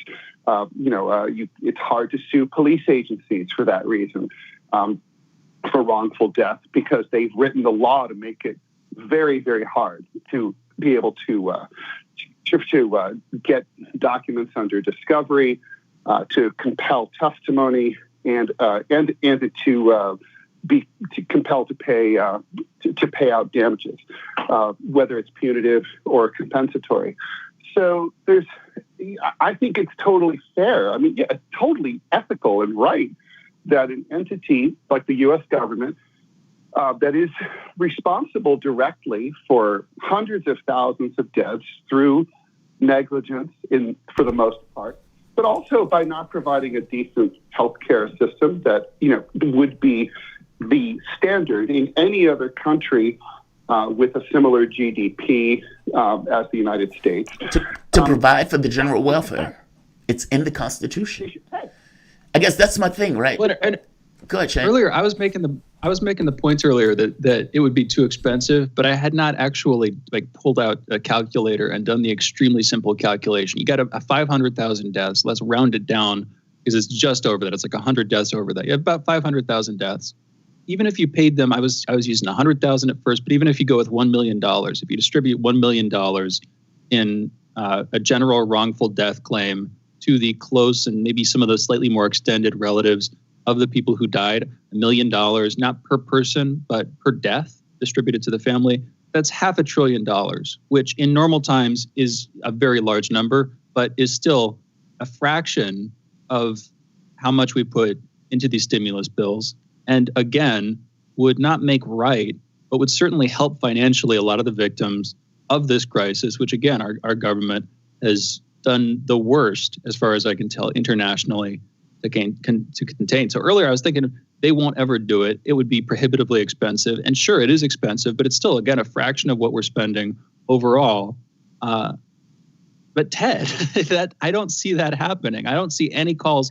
I'll put it like this. Have you seen any calls among politicians? Have you seen any trending tweets, anything like that shows that this idea has some currency? Do you think that, even if you haven't seen that yet, do you think it could gain some currency? What do you think the response would be? Ted? Well, I think the response would be similar to the response for the call for reparations to Black Americans for slavery, which is, the most liberals would say, well, that's kind of an interesting idea, but it sure would be expensive. And how would you decide who gets it? And blah, blah, blah, and but, and if. And, I think, look, you're right. $500 billion is a middling war, and we have a lot of them. We could afford it. I think the real issue is that if the U.S. government sets the precedent to start paying out for all of their malfeasance, they really are going to go broke because, it's like, what about all the people who are living in poverty because of the U.S. government? What about all the people who are subject to, for example, inferior public education and therefore earn less and have worse outcomes because of the U.S. government or state governments and local governments? I mean, this is a pretty crappy government that we have here. And if they were held accountable, if they were liable financially for all the negligence that they're guilty of, they really would go under. That's why I try to make it very specific. And I'm not even looking at it as we're paying families $1 million. No, that makes it too difficult. That creates us and them. I'm talking about a situation of healthcare, Medicare for all, elimination of student debt. And if Joe Biden really does, it's like, if you really do want to get back to those families that have been hit by this, impacted, especially the African Americans or the Hispanics, this kind of different rate. And even the issue of class, because people in one class take the hit, where people in another class can kind of go to their towers and deal with it.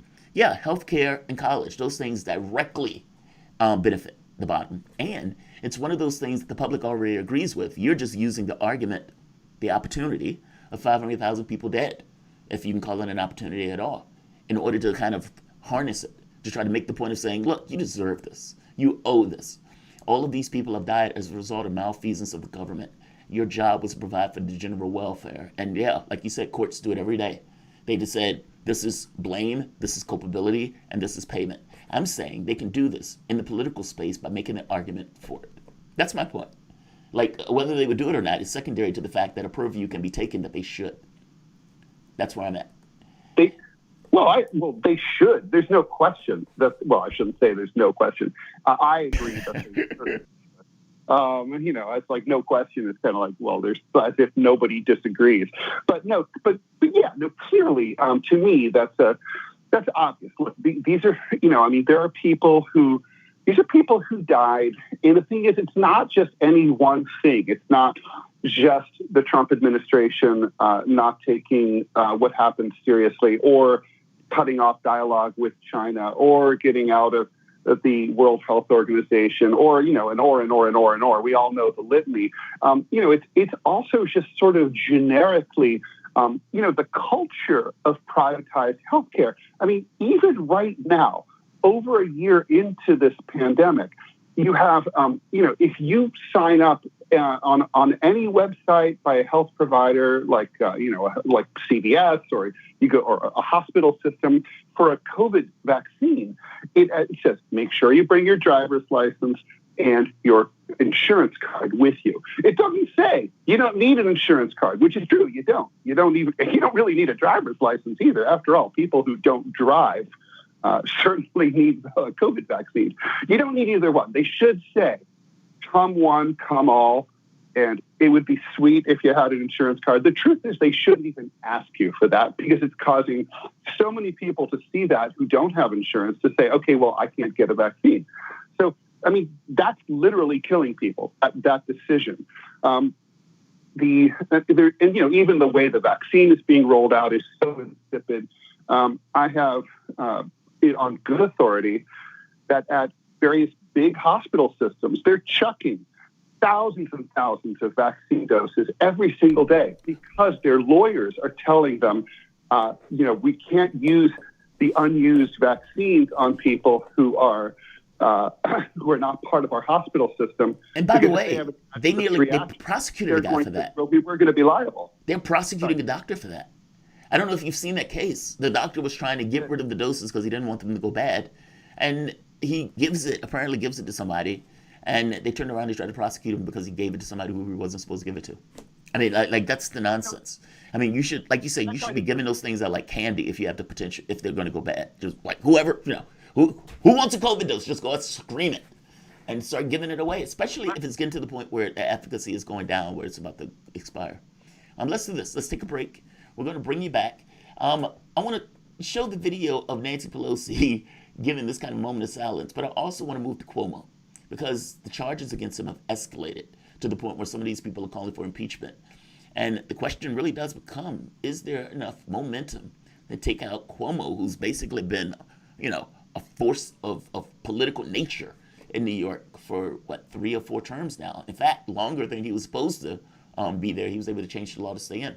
So let's do this. Let's take a break. You guys are listening to Fault Lines with Thomas and Stranahan. We will be back in a moment.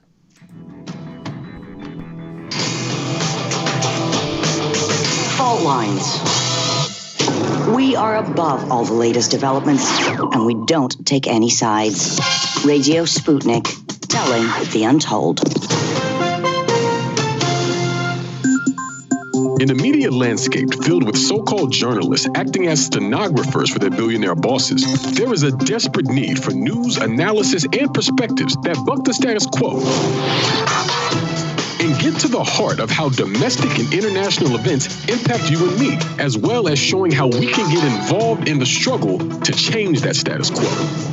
Check out By Any Means Necessary on Radio Sputnik, Monday through Friday from 2 to 4 p.m. Eastern to hear the stories and voices that mainstream media refuses to tell you. And join us as we connect the political, social, and economic movements shaping the world around us. That's By Any Means Necessary, Monday through Friday at 2 to 4 p.m. Eastern, right here on Radio Sputnik.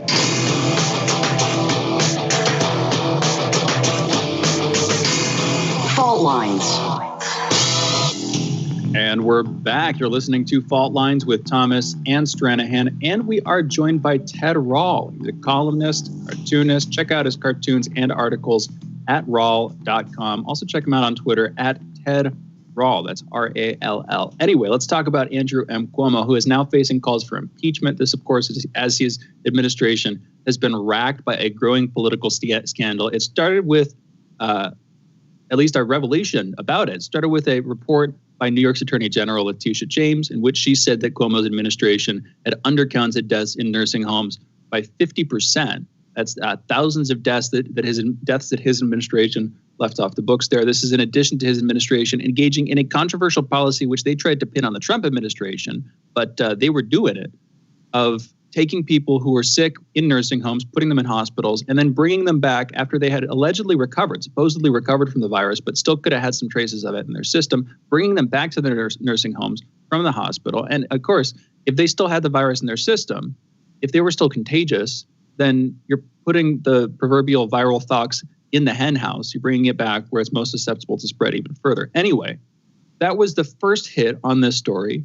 Then a couple of weeks ago, it came out that a top aide to Cuomo in a private meeting with Democratic lawmakers basically apologized for the scandal, saying that they were worried about scrutiny from Trump's DOJ. They were worried about the Justice Department coming down on them for how they were handling this, which in my book it's effectively an admission of guilt. I don't know how else to put it.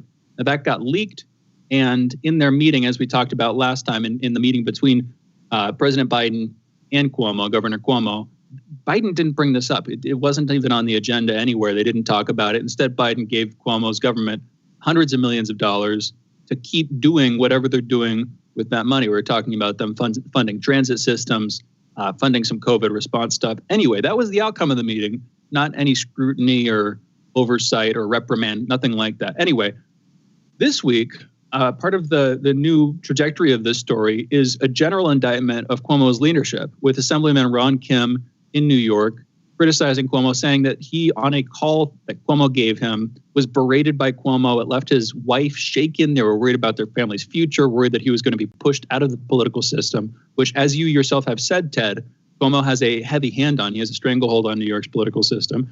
Ron Kim has since called for Cuomo's impeachment. We've been hearing these calls from more corners. And yesterday, the Newsweek article, it's time by Ron Kim, it's time to impeach Andrew Cuomo. This is, again, Newsweek, decently prominent publication. It seems like the calls are growing. When we talked to you about this a few weeks ago, Ted, you said you didn't think that Cuomo would face serious re-election issues until his approval rating dropped into the 30% range, something like that. I can't help but think this has affected things a bit. And of course, it would push Cuomo's rating down even further. How serious of a risk does he face at this point politically? And from your perspective, any viable governor to replace him, any good gubernatorial candidates for the next time around, if he does face a serious risk of losing his seat? Ted, what's your take? Well, New Yorkers remember Cynthia Nixon's run against Cuomo. And I don't think I'm speaking just for myself when I say, man, we really would be better off under Governor Nixon right now than we are. You know, she would have served us a lot better. I think there's definitely some buyer's remorse going on. And the question, but I do think that for now, he doesn't get impeached. For now, nothing happens. For now, his reelection chances are, he's not going to sail to reelection, but there's, you have to present a viable alternative in the Democratic primary. I don't think you're going to get a viable Republican in New York State who can challenge him in the general election. He would have to be primaried out. And it would take a Democratic politician or a progressive politician with incredible courage to take him on. Because it's a gamble of a lifetime.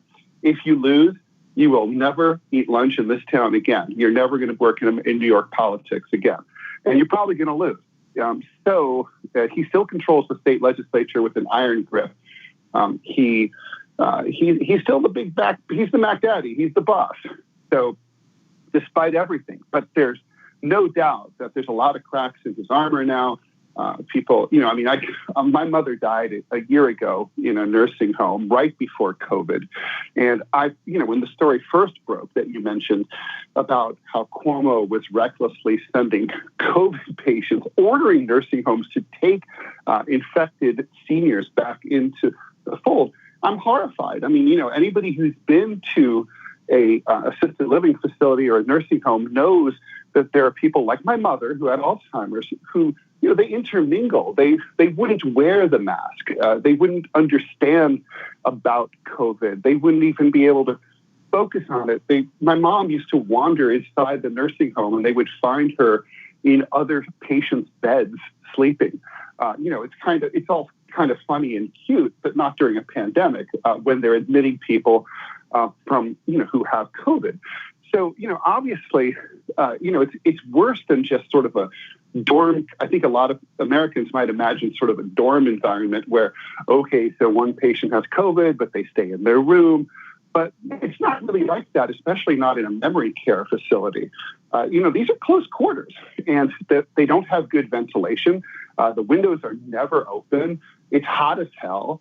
They're living too close together. Even I'm sure the facilities are doing the best they can, but a lot of them are out of date. They don't have HVAC systems. I don't know. Cuomo, I think he's he's a bad man. He and the thing that really is particularly galling is the huge gap between his public persona as the guy who's literally writing the book on COVID leadership and getting an Emmy for his morning briefings, and at the same time pulling this kind of crap. It's the gap that's just appalling. And, to New Yorkers who are big BS detectors, this is a lot of BS. So here's the question then, and this is probably going to start an argument. Is a brute necessary to get things done in New York politics?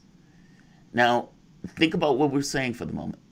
He has all of these things that you're pointing out of him being a bad man, the choices that he's made from the standpoint of been just rank incompetence, putting people in nursing homes, not checking to see whether they have COVID, preventing them from checking to see whether or not have COVID, putting in a mandate that basically, or a provision that basically absolves the companies of wrongness or wrong liability.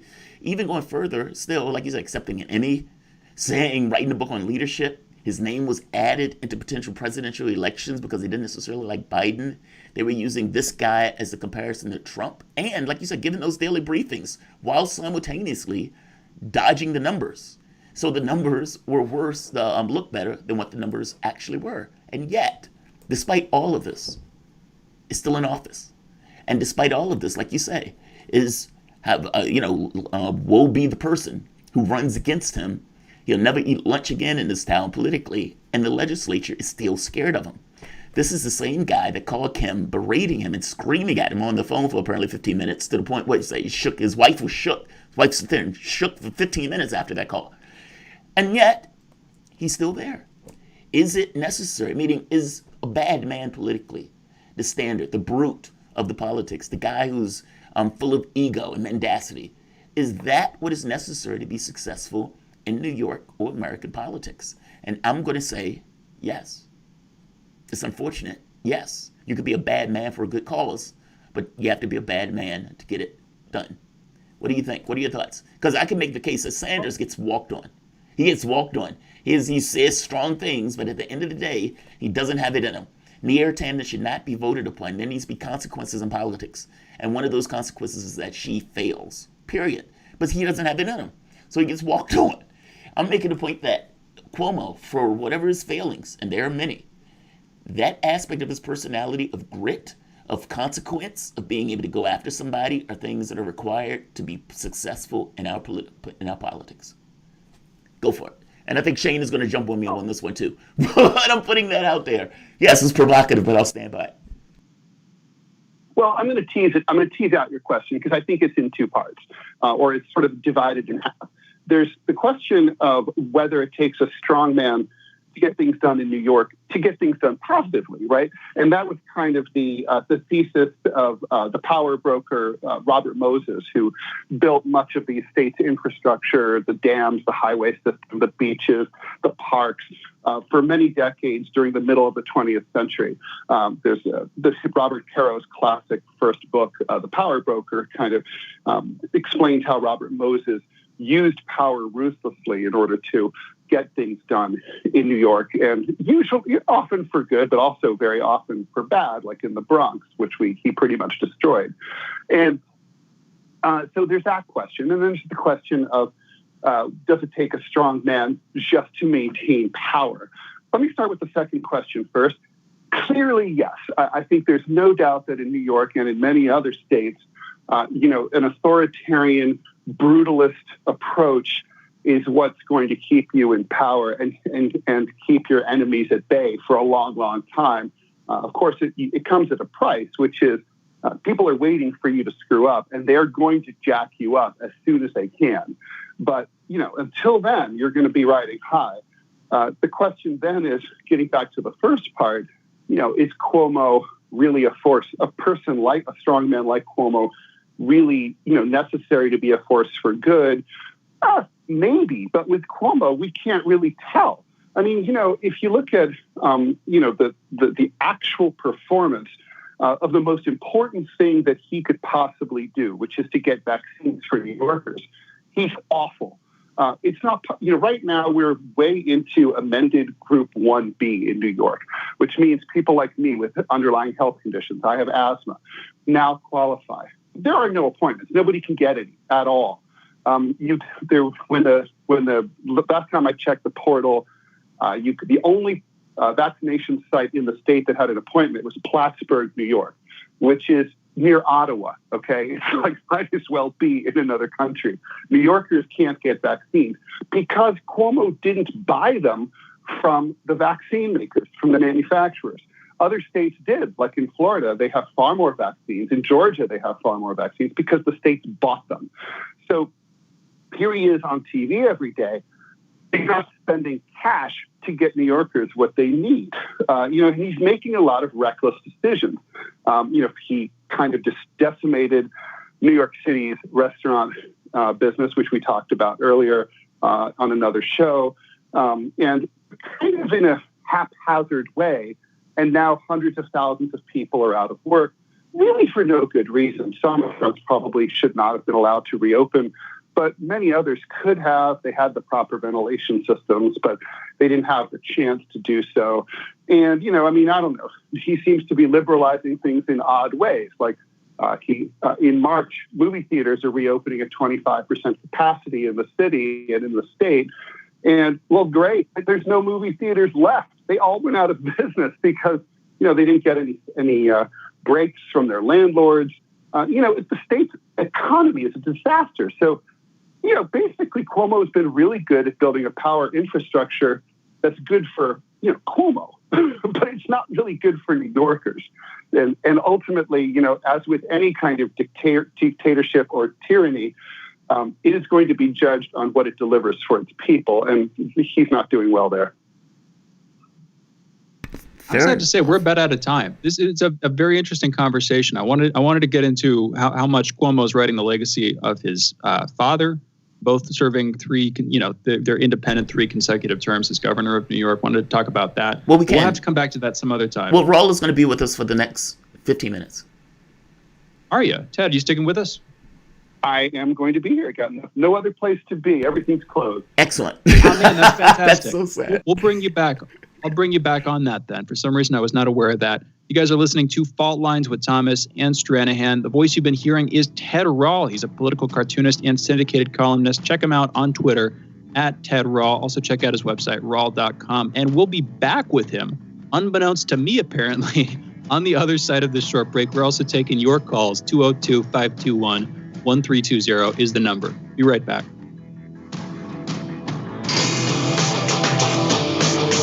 Fault lines. Shooting from the lip. We're taking no prisoners here. Real opinions from real people. Where we bring you people with controversial views, and instead of trying to catch them out, we actually let them expand on their views. What's going on in British politics, European politics, and indeed in world politics as well. And wherever you are, whether you're a UKIP supporter, a Tory or Labour, everything is in turmoil. John Gaunt. Shooting from the lip.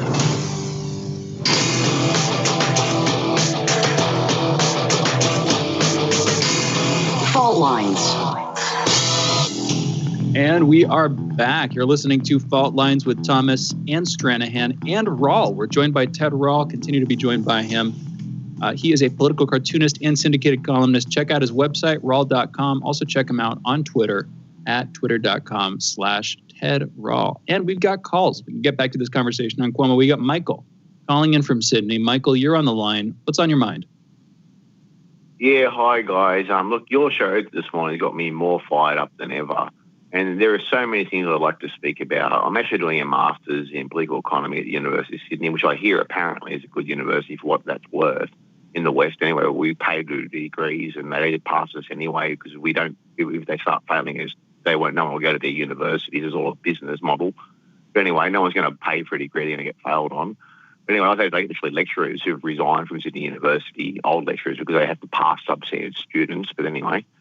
I go to apparently a good recognised university where I'm currently studying my master's. I was also one of only 2 people in my year to qualify to do honours in both my majors.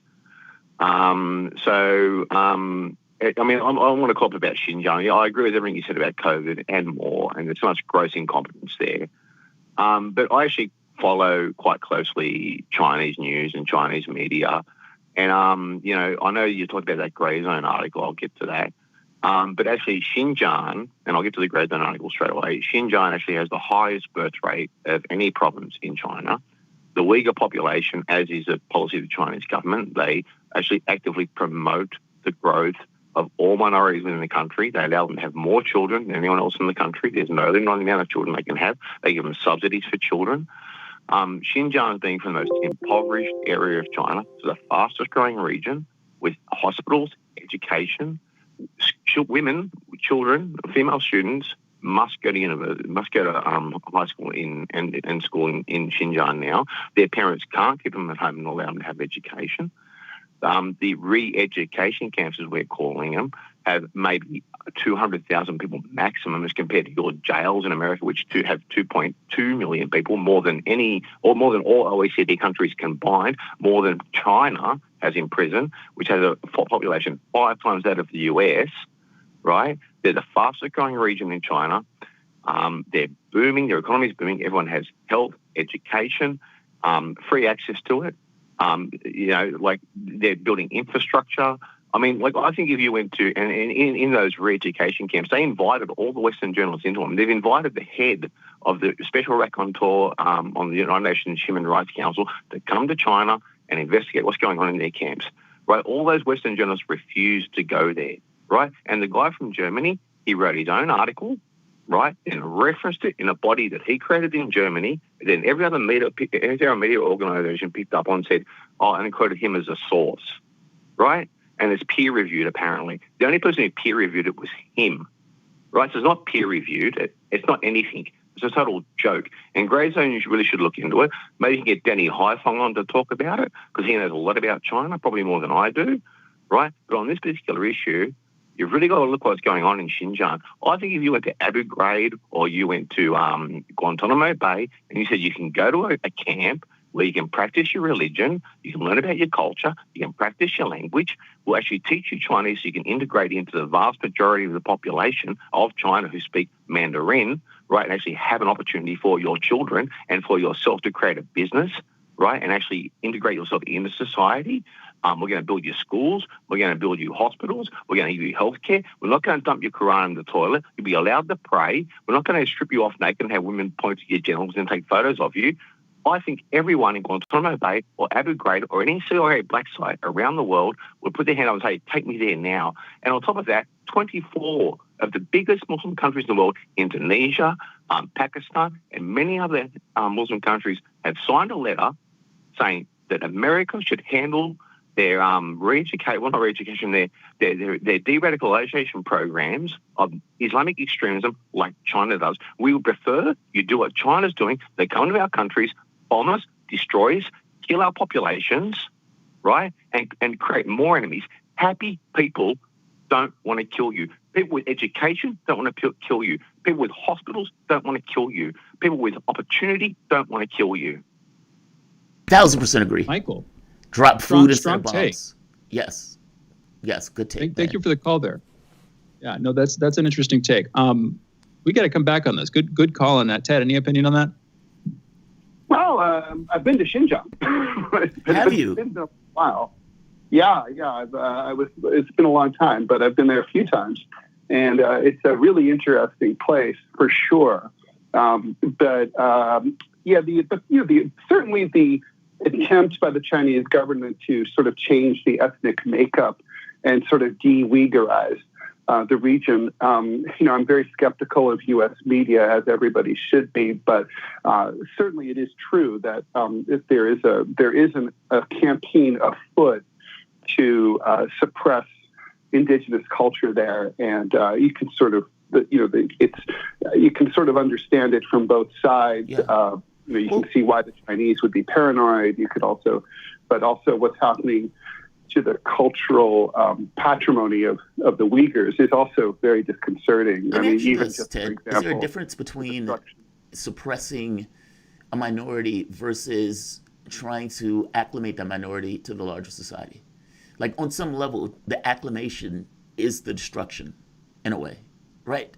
I mean, I'm not asking this with me knowing the answer to the question. I'm just posing it, just kind of as a Because look, I'm guessing here, but from the Chinese perspective, they're probably looking at it as, we need to acclimate this group into our population because right now they're antagonistic to the whole, and we don't need an alienated contingent in our society.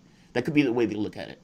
In which case, from their purview, trying to acclimate means bringing them into the fold. But by the same token, if you are part of the people who are being acclimated, that could also mean destroying this kind of cultural tradition of sorts.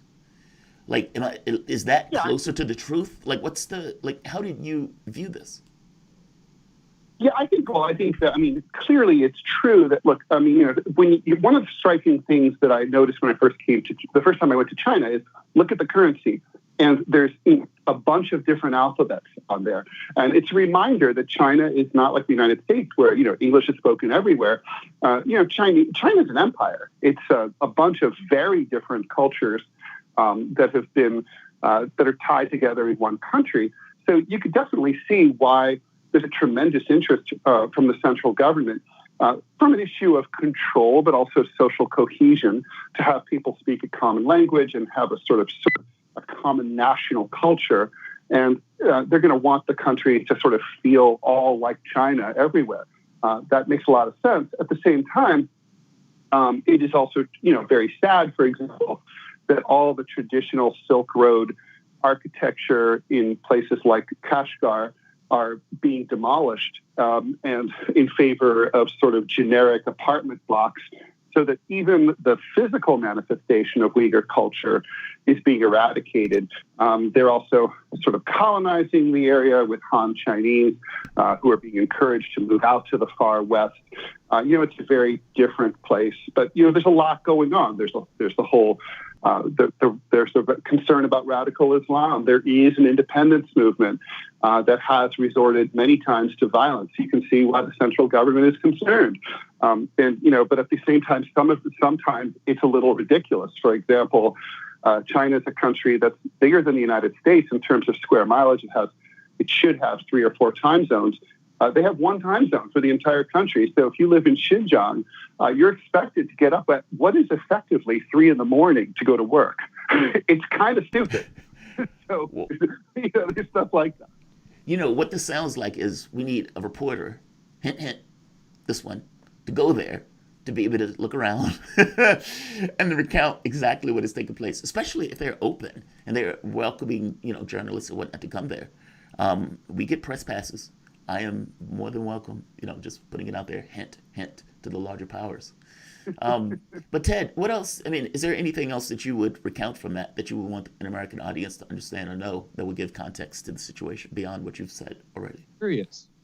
I'm also very curious, just to add this into that. Why were you there? If you care to get into it, you said you were there a couple of times. What were you doing? Just out of curiosity. Well, it was mostly adventure travel.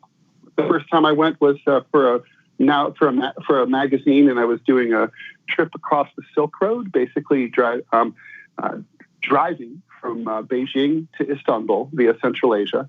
The second time was to travel the Karakoram Highway, which is the world's highest altitude highway. It goes from Western China to Islamabad, Pakistan, over the Karakoram Mountains, which is a part of the Himalayan chain.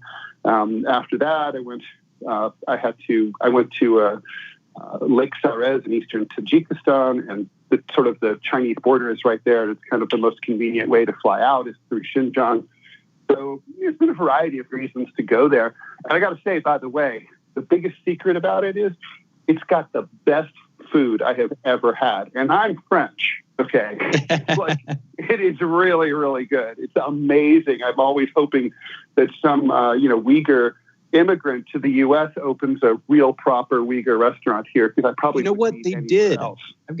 This is a scoop on this. They actually shut it down a couple of years ago. But when I was living out in Crystal City, close into D.C. on the Virginia side, there was a good Uyghur place right across the street from us, and I can back you up. Delicious food, because it's kind of bringing you the slightly more Central Asian influences, but meeting with the Chinese influences. So I remember a bunch of very tasty rice. That was one of the core components of it, but not normal rice. A little bit of a bland description. The noodles are to die, but everything's amazing. The spices are crazy. It's if if you can't handle hot food, it's probably not good for you. But so it's also something that we need to talk, that nobody talks about in conjunction with Xinjiang, is the fact that there's a major oil connection there. Not only was there was a major oil strike there about 10, 12 years ago, but also it's the linchpin for one of the major pipelines for Caspian Sea crude from Kazakhstan, where there was a big there's a huge oil strike there. By some measures, it's bigger than what the Saudis have. That happened in 1999. And there's a lot of geopolitics in Central Asia that surround getting Caspian Sea crude out to port. The best route would be through Iran, but there's trade sanctions. Then there's a scheme that I wrote about in a book to get it out via Afghanistan, which is kind of insane, and which the Biden administration has just recently revived. And then the Chinese kind of have the long route, thousands of miles, but across Kazakhstan. But it worked, and the refinery is in Xinjiang. So there's a lot of money. Very interesting. Yeah, like you're saying, there's a lot of money flowing there. And of course, Caspian Sea crude, speaking of which, we were talking about the Nagorno-Karabakh conflict. That plays into how Azerbaijan made a good deal of its money and was able to win this most recent small war. We were really glad to have you for that fascinating conversation, Ted. That was the voice of Ted Rall, syndicated columnist, political cartoonist. Thanks for joining us. We will be back in a minute with headlines. You're listening to Fault Lines. Be back on the other side of this short break.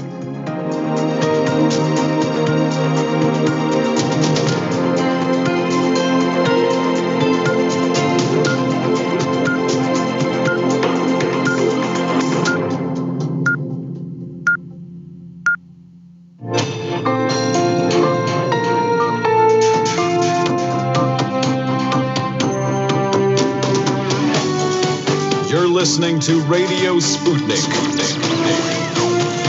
Telling the untold.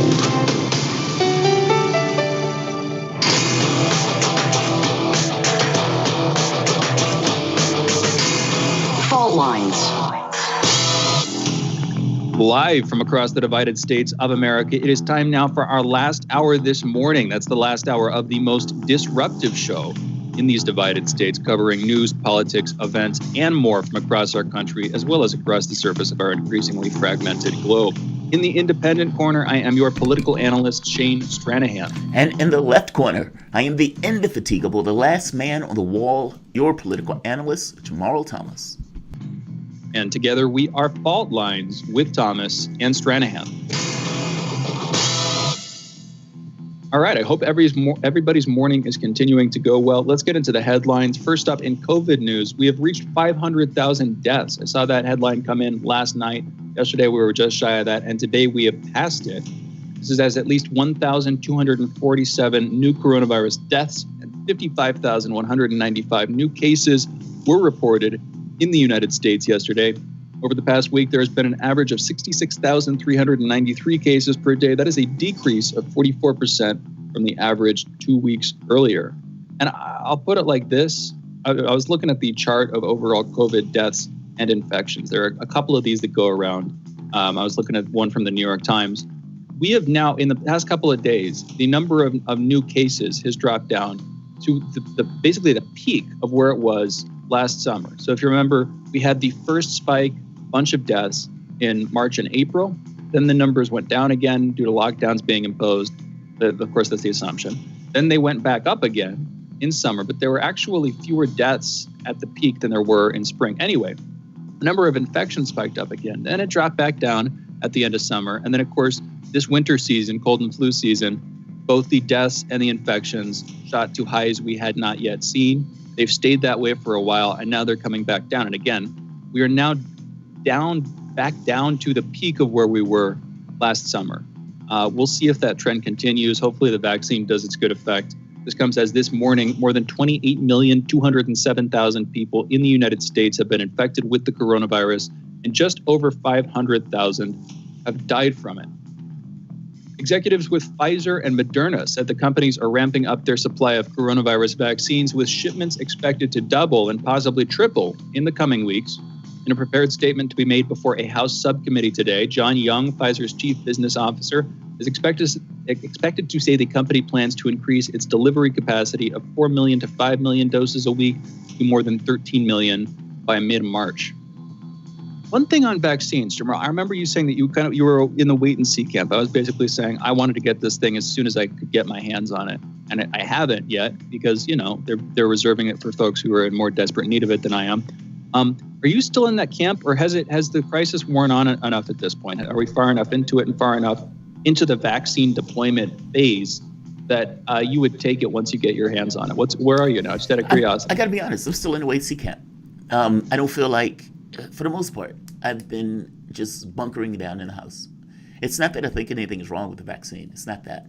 And it's not even that I think anything is for people who are normal, healthy, etc., that they probably can take it healthy without, expecting anything to go wrong. Whatever the case is, the one in, the 1,000 billion% or whatever.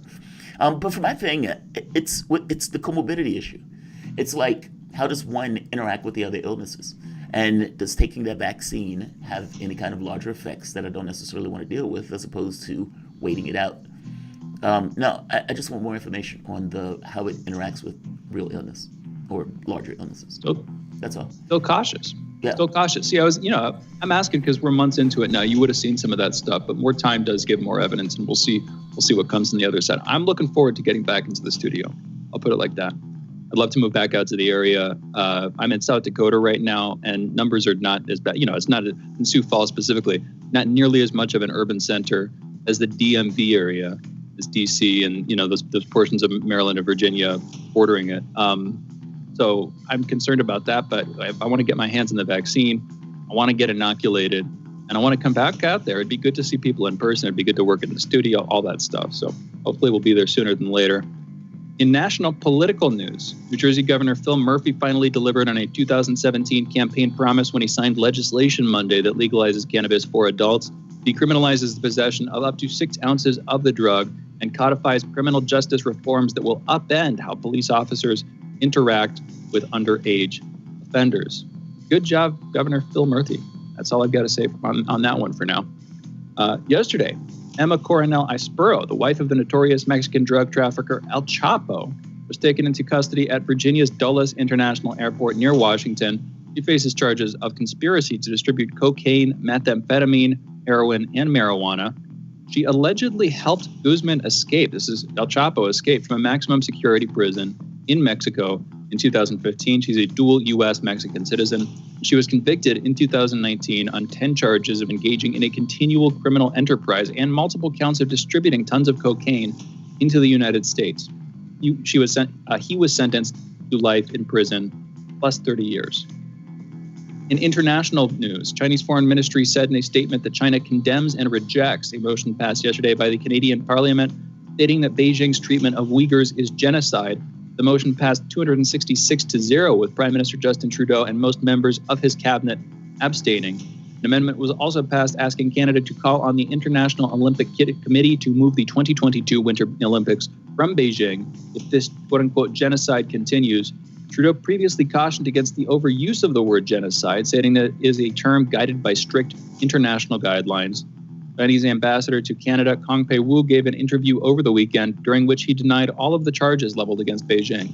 Pei-Wu maintained that any activities in the Xinjiang region are China's internal affairs and called for Ottawa not to interfere. By the way, if you were just listening, you'll know what I'm talking about, but there was a good little exchange between a caller, Michael from Sydney, and Ted Rawl, our guest who continued with us into the Taking Calls segment, in about the last 10 minutes of the interview, where Michael was giving what he's heard, the journalism that he's been reading about this on the Xinjiang issue and the Uyghur issue, basically saying that it is being massively misportrayed in the Western media.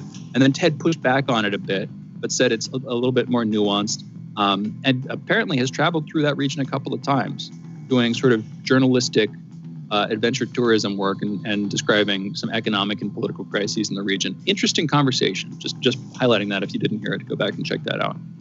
In Armenia, several thousand people marched on its capital yesterday, demanding Prime Minister Nikol Pashinyan's resignation amid pressure for him to step down. Since November, mass protests in Armenia erupted in November last year after Pashinyan signed a peace deal ceding control over large parts of the separatist Nagorno-Karabakh territory and surrounding areas to Azerbaijan. The Russia-brokered agreement ended 44 days of fierce fighting over the region in which thousands had died. I'm going to get this name, I'm going to bungle this one. Ekmemejanyan, I'm sure that's a little bit off, of the Republican Party of Armenia has stated the, quote, actions of civil disobedience need to continue for a long time. The city should be paralyzed every once in a while, end quote. That's a politician calling for the city, for the capital of the country to be paralyzed every once in a while is that you don't see that too often. That protest, however, has since dissipated. There are alleged plans to hold another one today, though. In the Congo, an Italian ambassador since 2017, Luca Adanagio, an Italian Carabinieri police officer, Vittorio Lacovacci, and a Congolese driver were killed Monday in an attack on a UN convoy. Other members of the convoy were injured. The ambush occurred as the convoy was traveling from Goma, that's Congo's eastern regional capital. Marie Tumba Nzenza, Minister of Foreign Affairs, sent her condolences and promised the Italian government that the Congolese government would do all it could to investigate and find out who was behind the killings. More than 2,000 civilians were killed last year in eastern Congo in violence by armed groups. Foreign Minister for Italy, Luigi Di Maio, vowed to ascertain who was responsible for the killings and stated, quote, the circumstances of this brutal attack are still unclear and no effort will be spared to shed light on what happened, end quote. Malaysian immigration authorities have said that they have deported 1,086 Myanmar migrants, breaking a court order to halt their repatriation following an appeal by two human rights groups. Immigration Chief Khairul Zaimi Daud has stated, quote, all of them have agreed to return voluntarily without being forced by any parties, end quote. Amnesty International has said the court would hear its appeal Wednesday and urged the government to reconsider its plans to send the migrants back home. This following a February 1st military coup that deposed the country's elected leader, Aung San Suu Kyi. Ahmed Zaki Yamani, that's Saudi Arabia's oil minister, has died in London. He was an architect of the Arab world's drive to control its own energy resources in the oil embargo of the 1970s, and he fueled the country's ability to affect oil production, fuel prices, and international affairs. He was 90. In tech news, Facebook said Tuesday it will lift a contentious ban on Australian news and pay local media companies for content after a last-effort deal on pending landmark legislation. Australia's Treasurer, Josh Frydenberg, announced a compromise that will see Google and Facebook plunge tens of millions of dollars into the struggling local news sector. In return, the U.S. digital firms will, for now, avoid being subjected to mandatory payments that could cost them vastly more and create what they see as an alarming global precedent. Will Easton, managing director of Facebook Australia, has stated that, quote, as a result of these changes, we can now work to further our investment in public interest journalism and restore news on Facebook for Australians in the coming days, end quote. Social media firms sparked global outrage last week by blacking out news for its Australian users in protest at the proposed legislation. And not just news. Part of the flashpoint here was they blocked out Australian government pages too. So they blocked out a pandemic response page, emergency crisis management response pages. They basically blocked out what you would consider more or less vital sources of information for Australians on the social network. And then they rolled back the decision a day later. So that was definitely a mistake on their part. I remember, Jamarl, you and I got into a back and forth. We got into a brief argument. And I think, here's the thing. We had a conversation about this off the show. You weren't necessarily defending them. You were trying to lay out the power dynamic. That was taking place. Exactly. As a company, as a major tech company, they might have got a little bit too big for their britches after seeing Twitter blocking the world leader, Donald Trump, while he was still president in the last days of his administration. Yeah, they totally jumped the shark on that. I mean, I think they was like, wow, Twitter can lock out the president of the United States. Twitter could do it because all of these other Democrats and everybody else is screaming at him. And so he has, they have the base for it. But can you do it to Australia? Can you pull it off to Australia like that, Facebook? I mean, look, they tried. They tried a power dynamic. They tried a power play, and they lost. They lost badly. I mean, it's a state versus a tech company. And that's what it is, right? We have corporate interests that have gotten to the point of saying, we are so powerful as a tech company that we can now try to go after governments. And in this case, that was a poor choice. They couldn't. But showing the power dynamics, it's not wrong. Me making a point to say Facebook looking at this from, let's say, how can we maximize profit, and this hurts our profit, so we're going to pull a political power play. Yeah, that's their perspective of it. But they also are now having to put tens of millions of dollars into Australia's news sector. Yeah. And I can't, it was a couple of losses in a row there. I'm not, this is a compromise. So the alternative for them may have been worse. Maybe they saved some money that, some more money that they may have lost. And there is, of course, what would be the consequences of newspapers and news outlets in general basically being able to charge tech giants for this? Would they start, you and I were talking about this too, would they start to pass those charges onto the users? Would, like you on YouTube, for instance, why wouldn't they have to pay to share, the contents of a news article, which suddenly gets a little bit ridiculous seeming? Well, by the way, they could even say, YouTube could come out and says, look, for the news and information section, because we now have to pay money when we are talking about articles and everything else, we need to pass that on to the user. So any news show is getting a reduction in the amount of money that they get from us because we have to compensate for the cost. Why wouldn't they do stuff like that? They're a business. They're a company. Company often pass those costs down onto the user. What about people who are sharing Facebook articles? Are those people going to have to pay now? Like, you know what I mean? Like, where does this go? I think my issue for this, as somebody who do or work in this particular sector, is are we, Radio Sputnik, going to have to pay for the stories that we cover? Like, how far does that go? And I don't know where that goes.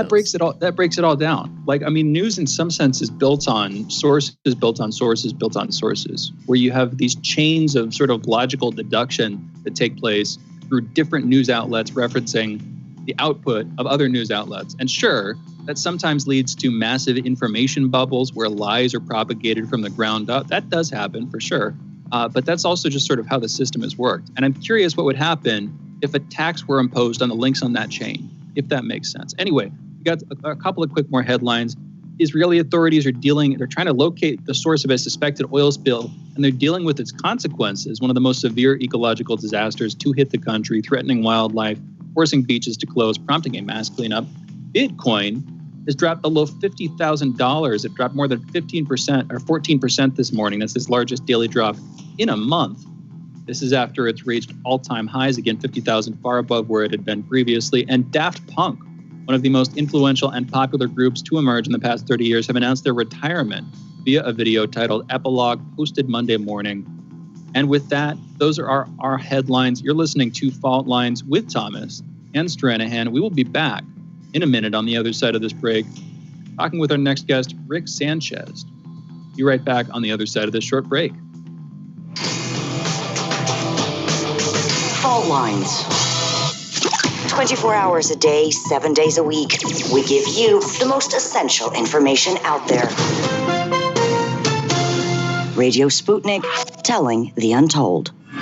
Feeling kind of blue, but maybe also kind of red, and kind of purple, and kind of alone? You've got a friend on Radio Sputnik. Tune into Political Misfits from 12 to 2 Eastern Time, Monday through Friday, for news, politics, and culture without the two-party bias. Catch us daily on 105.5 in Washington, D.C., or 102.9 or 104.7 in Kansas City. Or find us on Twitter, Facebook, YouTube, Spotify, or wherever you get your news.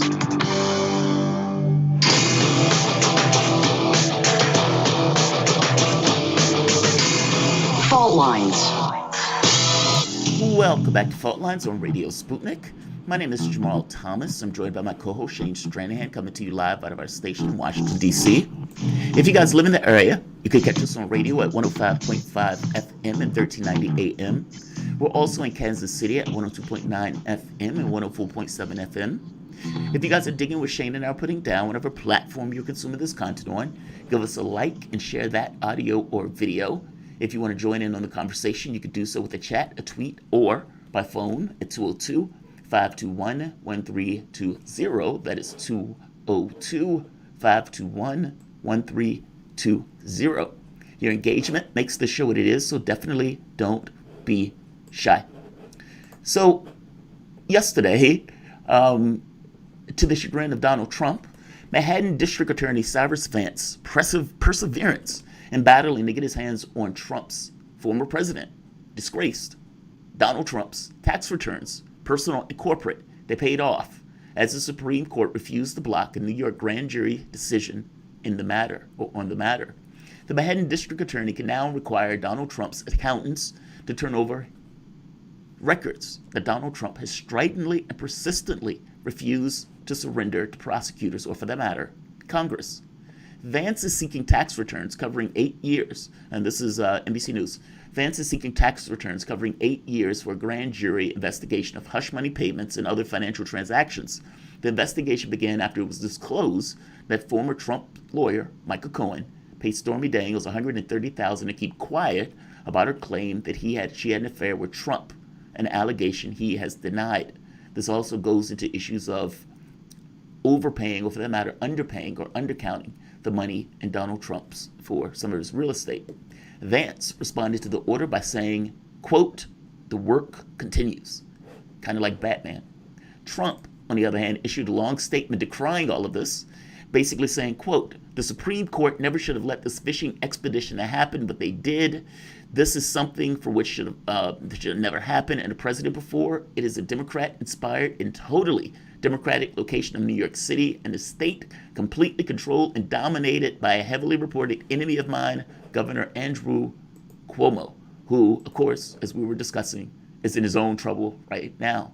But to discuss, we're joined by internationally recognized award-winning broadcast journalist, reporter, news presenter, and host of the nightly news show, News with Rick Sanchez on RT America, the one and only, one of my favorites actually, Rick Sanchez. Rick, welcome to the show, man. Thank you for joining us.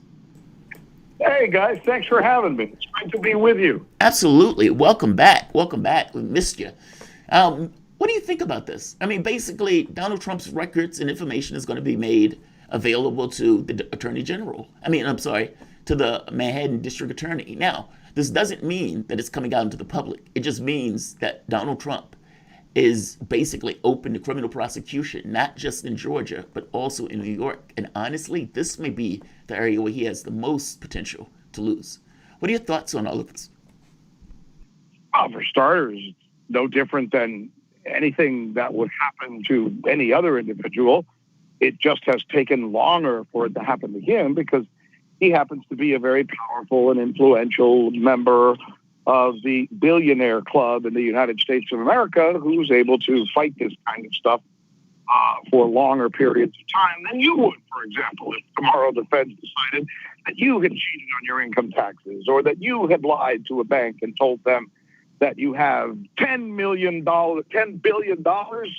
and that $10 billion makes you worthy of a bank loan that you're trying to acquire from them to buy the Doral Country Club in Miami.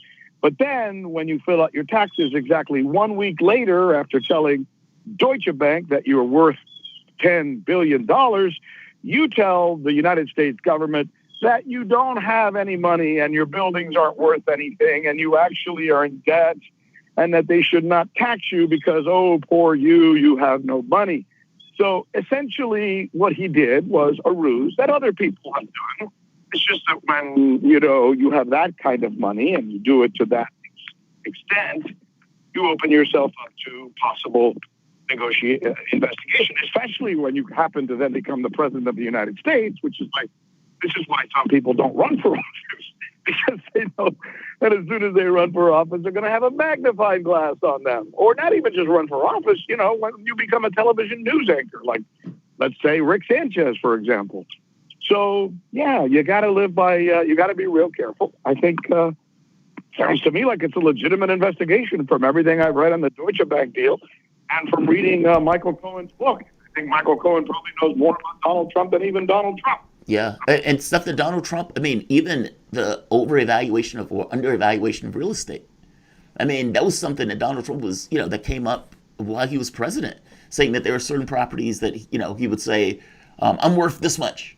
But what he's using to make that argument on is basically inflating the value of a property. But towards taxes, he would decrease the value of that property because he doesn't want to pay taxes on it. Yeah. As I'm hearing you say this, I'm almost thinking, remember that John Castellano, when he ran the Gambinos, he was always real careful not to get in the news. He never tried to show off his stuff, even though he was a gangster. And he tried to keep a low-profile life while he was doing, I guess, all the gangster stuff, right? Donald Trump's dad live that. Everything Donald Trump has done, his dad did, right? And he learned it from his dad. Paying off politicians in New York City, lying to banks about how much you have, then lying to the government, taking all this stuff. His father did, but his father was a low-key man who would never, I guess, have the need. I don't know. That it would be judgmental to figure out if this is an ego thing or not. But for some reason, Fred Trump never took it upon himself to want to run for office or be on The Apprentice or be famous or go around telling everybody why he was the greatest human being who ever walked on the planet. So it's almost like, I think there's almost a parallel there between, the old style Gambino guys who used what's his name? The opposite of Gotti. I just forgot his name after I said it 2 minutes ago. Paul Castellano, that's who you're talking about, right? Oh, yeah, thank you. Paul Castellano shot and killed outside Sparks Steakhouse by John Gotti's people. But, so here you have Castellano, who did everything Gotti did, but he did it in private and never got busted. You have Gotti, who did everything Castellano did, but did it very openly, and he got busted. The Fred Trump, Donald Trump story is kind of parallel to that, as I hear us have this conversation about it. That's very interesting. And like you're saying, Trump was never one to shy away from the limelight. In fact, he strove for it as if it were manna from heaven. And I can't help but wonder at this point, with not just the scrutiny, but the increasingly pressing lawsuits against him, everything, returning to his first public appearance at CPAC this coming weekend, I can't help but feel as if he regrets some of those decisions. Now, becoming president obviously made him more famous than ever. I was going to say more popular, but that's patently untrue. It made him more famous than ever.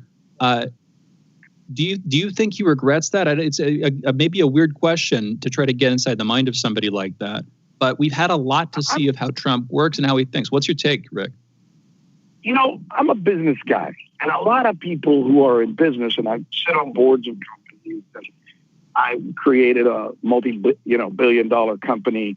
And I know how in business, most CEOs will tell you, we want publicity, but it has to be the right kind of publicity. We have to be very careful what we say. Usually you send something to your public relations department, your marketing department, then it's analyzed by your legal team. People tend to be real careful about how they actually manifest their identity, how they want to be seen, because it's a manifestation of your company, right? So if you are sitting on the board of company A and you're out there saying blah, blah, blah about yourself or that, or the other, it's going to affect the company. For some reason, Donald Trump has never felt the need to abide by those normal either limits or limitations in general that sometimes people put on their on their companies and themselves. And I don't know. You're right. To some extent, it's great because everybody knows you and you're very famous. On the other end, you've gotten so much attention that now you're going to have to pay the piper for it. And that's kind of what we're talking about here. It's a pretty normal story about man's voracious need to be famous before they leave the earth. And somehow it can end up biting you in the ass. And that's what's going on right now with Donald Trump. One of the wild parts about this, and yeah, I mean, if it wasn't for him being president, this story would just be a typical story of them going about somebody. I mean, the majority of the people, it's like 50-50 that they audit are people who are dirt poor. And so it's like the 1% are audited basically at the same amount as the poor, despite the fact that the 1% are the ones that have the money that these guys are putting in offshore accounts. Is because they defund the IRS on a lot of the stuff. Also, what's interesting is Clarence Thomas' dissent on this. The dissent is profound. He says, we're fortunate that many of the cases have seen alleged improper rule changes, not fraud, but the observation provides only small comfort. An election free from strong evidence of systemic fraud is not alone sufficient for the election's confidence. I love that. Just because there's no fraud doesn't necessarily mean that's sufficient for the public to be confident in. Missing the point that Donald Trump was the one that went out there screaming that something was wrong with the election, bloody murder. But the fact that he departs from this is amazing. And there's also this kind of weird connection with Thomas's wife, who was very outspoken on this stuff, and then Thomas coming up with a ruling departing from the justice. This is very strange. And Clarence Thomas is, the dissent on this is profound, that's all. Like, the fact that he was willing to actually come out saying, yes, I'm going to dissent from this particular opinion. It's just very, very strange. Very strange. Let's do this. Let's take a break. And I'm going to bring... Oh, go ahead. I'm sorry. You bring up a great point, because I think the fact that 3 of the justices who were either named by Trump or Republicans, or, you know, that Trump got in there, were the ones who ruled against him. I think we can probably parse that out into the general population.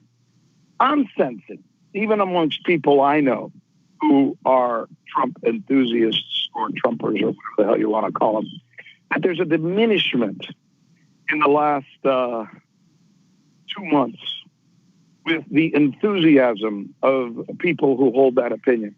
I know there's always going to be that, whatever the number is, 25%, 30%, who are just, they love Trump because he's ballsy and because he's, you know, whatever they perceive of him. He's a tough guy. But I do think there is a cutting away of sort, that layer that made him impenetrable. And I think this Supreme Court decision may be a manifestation of that. Let me ask you this. Do you think that's because of the city on a hill thing? Supreme Court justices are people just like us. Yeah. You know, they felt freer to make this decision, is what I'm trying to say. No, I totally get it. But we got to go on a break. But real quick, do you think this is because of the city on the hill thing? Like Ronald Reagan used to go out there and make this argument about that America was the city on the hill. And Republicans, whereas I love the country, but my way of expressing this is trying to get the country to be right, to go back in alignment with what I think is in the interest of the country of America. But Republicans often have this illusion of America, and they foster that illusion and that image of America, despite the fact that the vagaries of that stuff. If you have a mob of people that are sieging the Capitol, screaming, Trump, Trump, Trump, on some level, I think it breaks that image. Is that why you think that he become more susceptible to this stuff, or more susceptible attacks with the kind of bleeding away of support amongst some Republicans that just didn't like what happened? Is that where you think this comes from, or do you think this comes from somewhere else? I think the narrative that I'll tell you about after the break was created by the Republican Party, and unfortunately, they're having now to live with its consequences. And I'll dichotomize that for you when we come back. Excellent. The voice that you guys are listening to is Rick Sanchez, internationally recognized award-winning broadcast journalist, reporter, news presenter, and host of the nightly news show, Nightly News with Rick Sanchez on RT. Again, one of my favorite shows. You guys are listening to Fault Lines with Thomas and Stranahan. We will be back in a minute.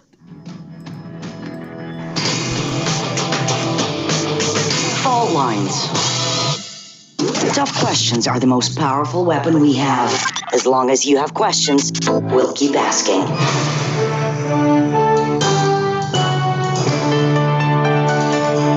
Radio Sputnik. Telling the untold. Are you bored? Are you lonely? Do you need a hug? Well, we can't give you that, but we can keep you up to date on Radio Sputnik.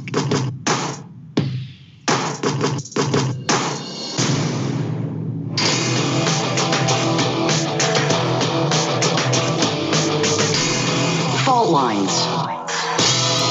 Welcome back to Fault Lines on Radio Sputnik. My name is Jamarl Thomas. I'm joined by my co-host Shane Stranahan, coming to you live out of our station in Washington, D.C. So we're joined by Rick Sanchez, internationally recognized award-winning broadcast journalist, reporter, news presenter, and host of the Nightly News with Rick Sanchez on RT. Again, one of my favorite shows. I said it before, your show was the show that brought me over to RT. I was like, wow, this guy, he knows his stuff. And not just knows his stuff, he's being fair and contextual. That is exactly what news should be. That was my thought, and you brought me over. This idea of being in integrity on some level. I just like the way that you had context in your news, and so I just wanted to give you, a thanks for that and accolades while you're here. But I also want to let you finish your statement. I was asking you whether or not the bleeding away of some of the Republicans from the Republican Party after basically Trump, pushing for the siege, and the people screaming Trump, Trump, Trump, whether it breaks this image, meaning the model of a city on a hill that Republicans foster can't coincide with the same Republicans basically attacking that city on a hill, that it departs from it. Like, it's such a breaking of this kind of model of Republican thought that Republicans just can't deal with the breaking of that reality, and many of which pull themselves away from Trump on this. What is your thoughts? That was kind of the way we left out, and you started off with something that was actually pretty going in an elegant spot. So please finish. In the 1970s, in the United States of America, something happened where if we're going to divide America into two parts, it's the class, difference between people who are very wealthy, people who are born to wealth and have elite backgrounds, people who are able to get into universities that the rest of us can't unless we're, straight A all the way through. There was no question that there was a difference between the very powerful and the rest of us who are either middle class or even poor, right? And those people realized that if they were going to keep their power, because they were being criticized heavily at the time, in the 1970s, in the 1980s, there were the race riots, there were African Americans who were angry, there were white Americans who were angry in the South, there was the Latino movement, so there were all kinds of factions of people who didn't fit that, who were against what was going on in America. So there had to be some kind of move, because these very powerful people were saying to themselves, how do we maintain power? Because these people are going to come and they're going to tax us, they're going to create regulatory policies, they're going to do things to take from us what we have, and we don't want to give that up. We want to keep as much of that as possible, right? Pretty simple concept for anybody to understand. They couldn't go out there and say, we're rich and you're not, so we're more powerful, so you people are bad for not being poor. So they had to come up with a new strategy. So what they did is they created a system of think tanks and media penetration, which is what gave rise to the different think tanks that we read about and see quoted all the time, that these very wealthy people have paid billions of dollars into. And then they also started manifesting themselves in media in the form of Rush Limbaugh and eventually in the form of Fox News. And the theory was pretty simple, right? We can't explain why we think America's better when we do good stuff for rich people, but we can get all the middle class and poor people to buy into our arguments. So that's when we started seeing women are Nazis or feminazis. Immigrants are bad, especially the ones from Mexico. Oh, what a coincidence. That's the biggest majority of immigrants in the United States. Black people are lazy. They riot all the time. They do this, they do that, and they're on welfare, et cetera, et cetera. We know all the stories and all the false narratives that have been created. And eventually they got enough of a mass of people in America to fear that somebody was going to take something from them, even though they didn't have crap, right? So that's how, in America, this narrative was created that created and spun the conservative media, which then had the backlash of the crazies on the left, the Rachel Maddows of the world, to create the left-wing media, which essentially... So what we have now is this in America. We have the Fox Newses, who eventually go out there every day with a mission to try and make white men really angry about their predicament in life. And if they're not angry by the time they start watching, they'll be angry by the time they watch. And then you have the same thing on MSNBC, where they try to take, and I'm just going to pick one minority group, but I think it could be expanded, African-American women. They tell them why they should be angry. And if they're not angry enough when they started, they'll be angry enough when they leave. And everything tends to be based not on class, but on race in some way. And that's where we are in America right now. That's how we got here. That's what Donald Trump exploited by knowing that all you need to win an election in America is half. And that's why, at this point, the only way we can get out of this is to start shining a light on the truth that affects all of us, not just one side or the other.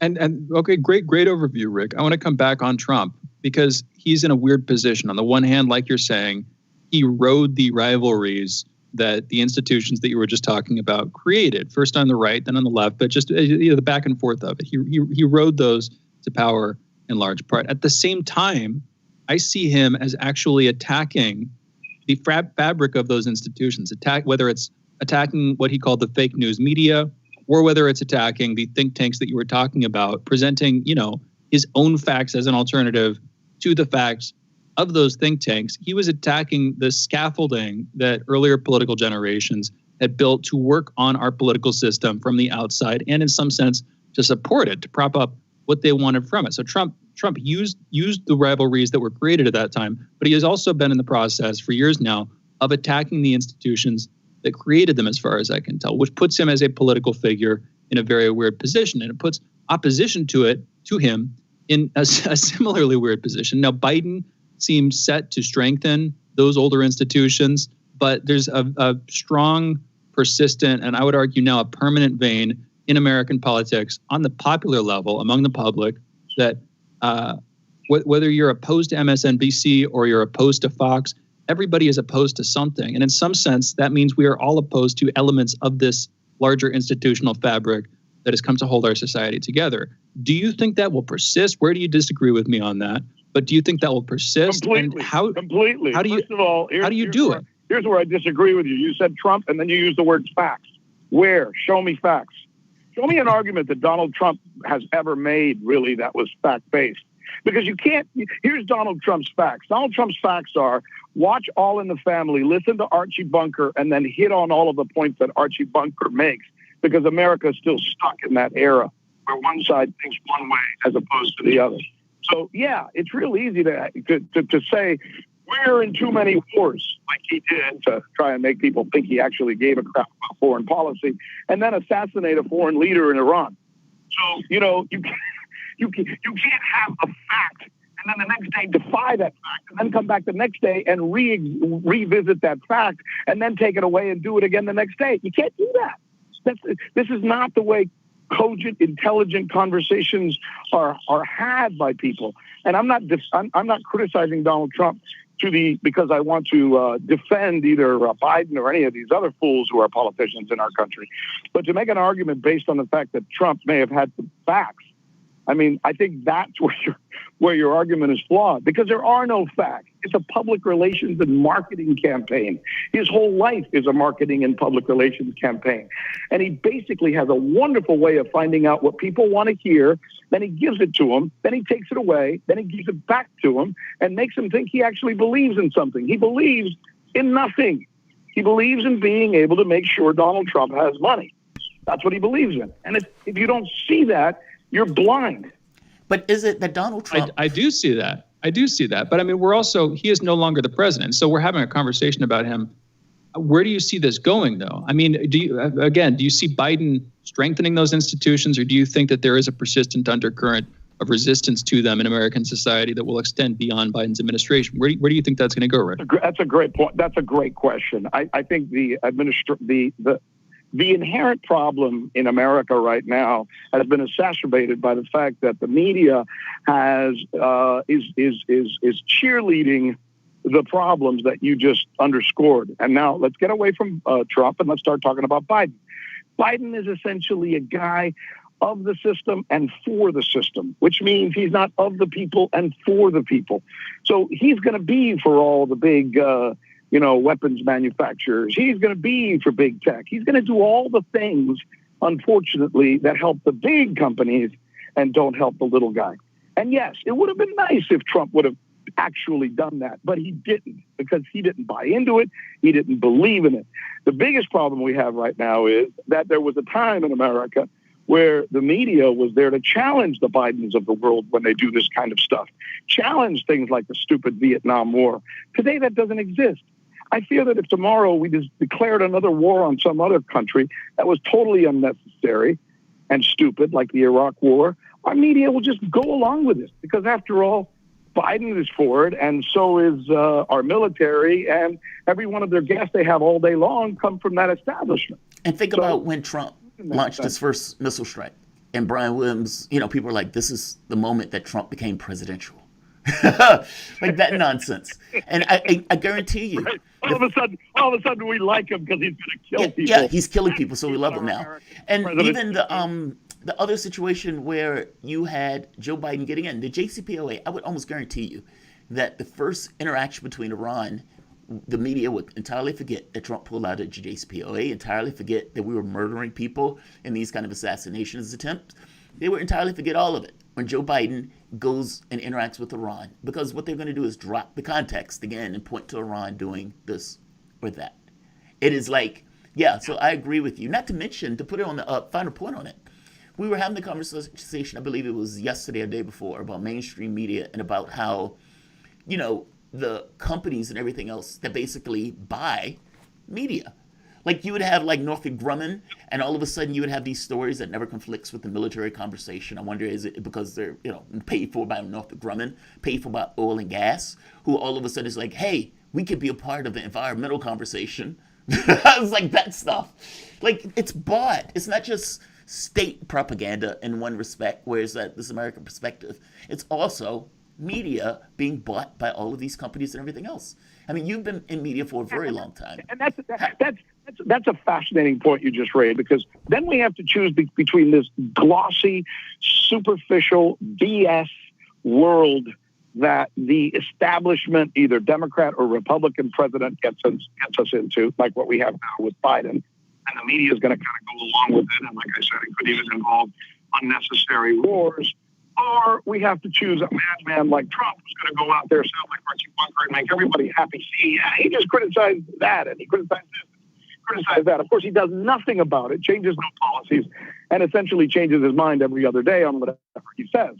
So where are we? I mean, I guess in the end, maybe an authentic Trump, either on the left or on the right. I don't care if it's either a Bernie Sanders type or somebody on the right who maybe represents that.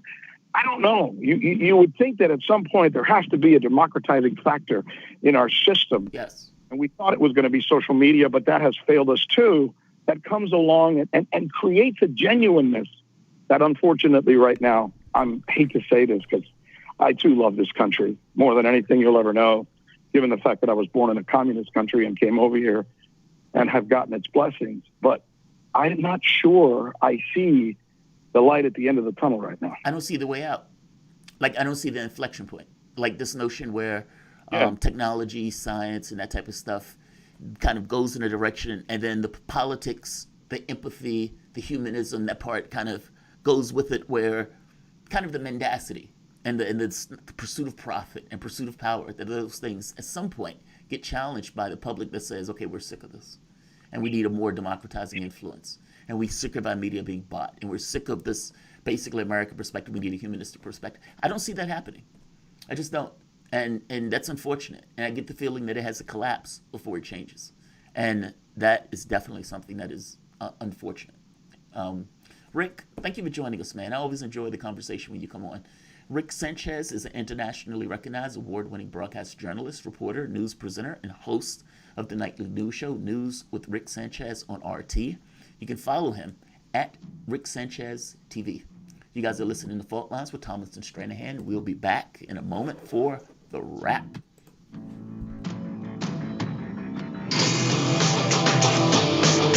Fault Lines. Great shot. Even better. Let's get one more, just to be sure. Are you a young photographer the world needs to know? Bring your images to more eyes through the Andre Stenin contest. Open to both artists and photojournalists, there are dozens of categories to enter and compete for a share of serious prize money. And, more importantly, international recognition of your work. Learn more about how to enter at stenincontest.com.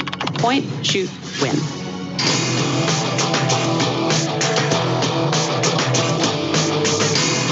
Fault Lines. And we're back. You're listening to Fault Lines with Thomas and Stranahan, and we are now taking your calls. The phone number is 202-521-1320. We are in the wrap segment. That's the last segment of today's show, wrapping everything up, trying to present it to you with a good summary and taking your calls, talking about it. Again, 202-521-1320. We have Tarif calling in from New Orleans.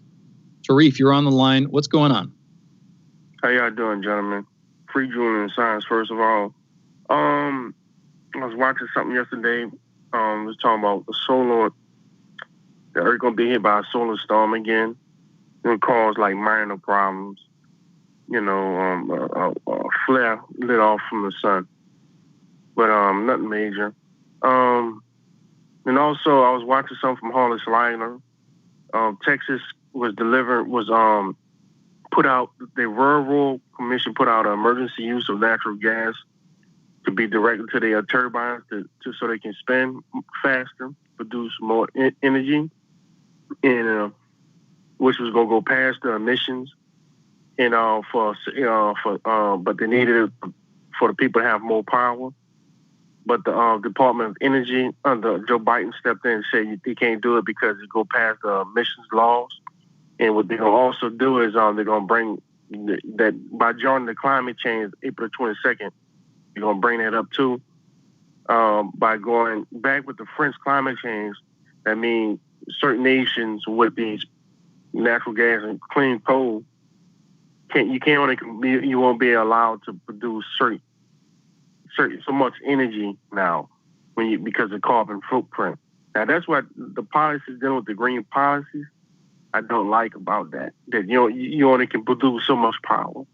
And windmills, they go to a certain point, but in Texas, the 8,000 kilowatts that was producing the day before, they went down on Sunday. They went from Saturday was producing 8,000 kilowatts. On Sunday, they started producing 600 kilowatts because they wasn't insulated properly.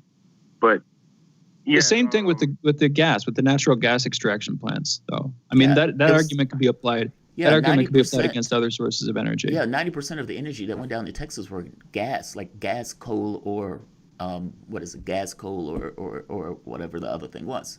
Natural gas. I mean, if you're talking about environmental or green energy stuff, it can be done in a way. It just needs to be done incompetently. I mean, Texas was a failure across the board from the standpoint of the energy grid stuff, especially in this idea of creating a market based on, an energy thing where people just need energy. And let me ask you this. If Joe Biden came out today, and he said, look, we're joining the climate accord, and he says, I am going to cut the military budget by a certain amount, and because half of the military budget is basically going towards people paying people's salary and everything else, I'm going to bring that money into the United States to green energize, if that's a word, our climate and whatnot. And by doing so, basically saying, look, we're going to send people out. They're going to go to houses and they're going to put solar panels and whatnot, and they're not going to have to pay for it.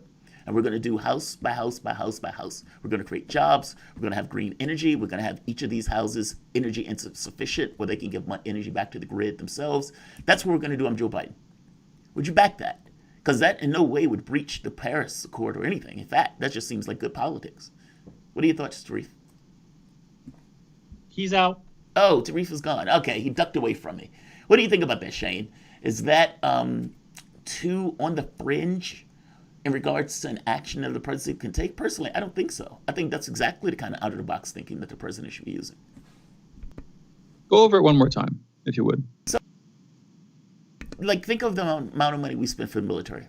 Roughly half of that is basically paying salaries and everything else. And the thought is, take part of that money, put that money in the United States, is saying we're going to send people to houses to put winterize, or more importantly, we're going to put panels on all of these people's houses all across the United States. Now, you don't have to say you're doing a jobs program. That bad definition almost becomes a jobs program. And you make each of those houses energy independent. And that's $100, $200 that those people don't have to pay. That's energy that can go back to the grid. You can add a battery pack to it where the people can store it. It just seems like good politics, not to mention good for the environmental thing. And it doesn't breach the Paris Climate Accord at all. In fact, Paris will probably applaud. What do you think? that would actually be a Green New Deal. That would be a program on the level of FDR's New Deal, it sounds like. I'm open to that kind of thing. My main hook on this is just I want it to be run well. I want it to be efficient. Oh, of course. And I want it to actually, work. But if those are assumptions, then those are assumptions. But I think that it's always worth stressing. You could bring up their general arguments you could bring up in response to it, like, I'm worried that the government would use that kind of mass mobilization in the modern age for worse ends, that would serve as a precedent for other stuff. But that's admittedly a lazy argument. That's like saying the post office can be used for worse ends. It's like they can arm the post office to go for attacking people. It's very specific. It's just a jobs program, more or less. Where you're, like, for example, the same people could be used to go and make take these dilapidated laboratory warehouses where these companies have left and build automated food production, where it basically takes little or nothing to upkeep, and in food deserts where people can't afford it, they can get the food for free or low cost. I'm just saying, use the faculties and the energies that we have at our disposal for technology, and innovate that stuff and put it to good use. That's all. That's literally all I'm talking about. But yeah, all things being equal, we wanted to be run well.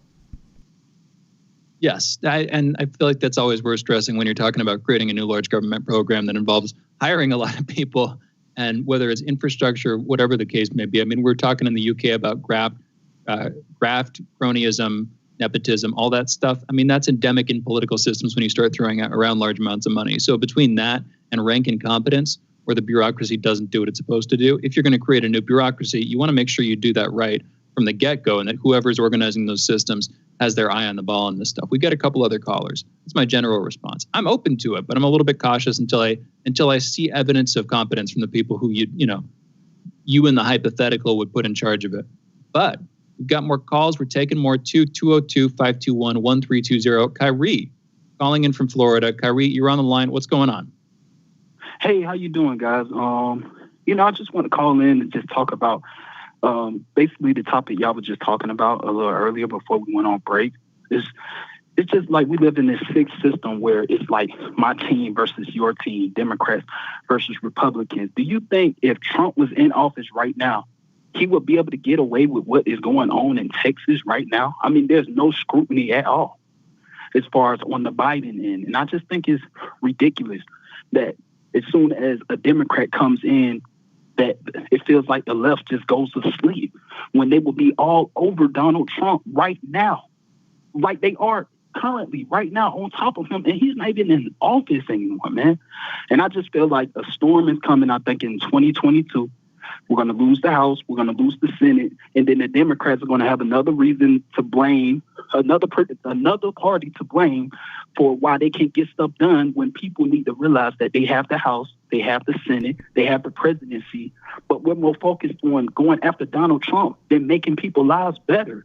And I'm just sick of it, and I just would like for y'all guys to respond to that. Well, Kareem, I think you can I agree. At the same time, meaning I have no issue with them going after Trump. By the same token, yeah, I agree with you on the other part. They should be moving heaven and earth. Texas, I don't know if I agree with you on. I don't know. Look, they would hit Donald Trump on anything, right? If he passed gas in the elevator, they'd make this news story out of it. But Texas seems very specific to Texas. I mean, they have their own energy grid and everything else. That seems like their own malfeasance. You can make a political issue out of it, yes.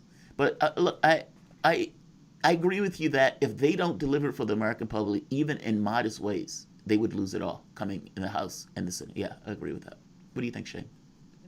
Well, it's funny because I'm left wondering what would Trump think about Texas, which it's almost like he's passed or something like that. It's almost like he was recently deceased, which I guess he is on social media. I mean, Kari, I agree with you.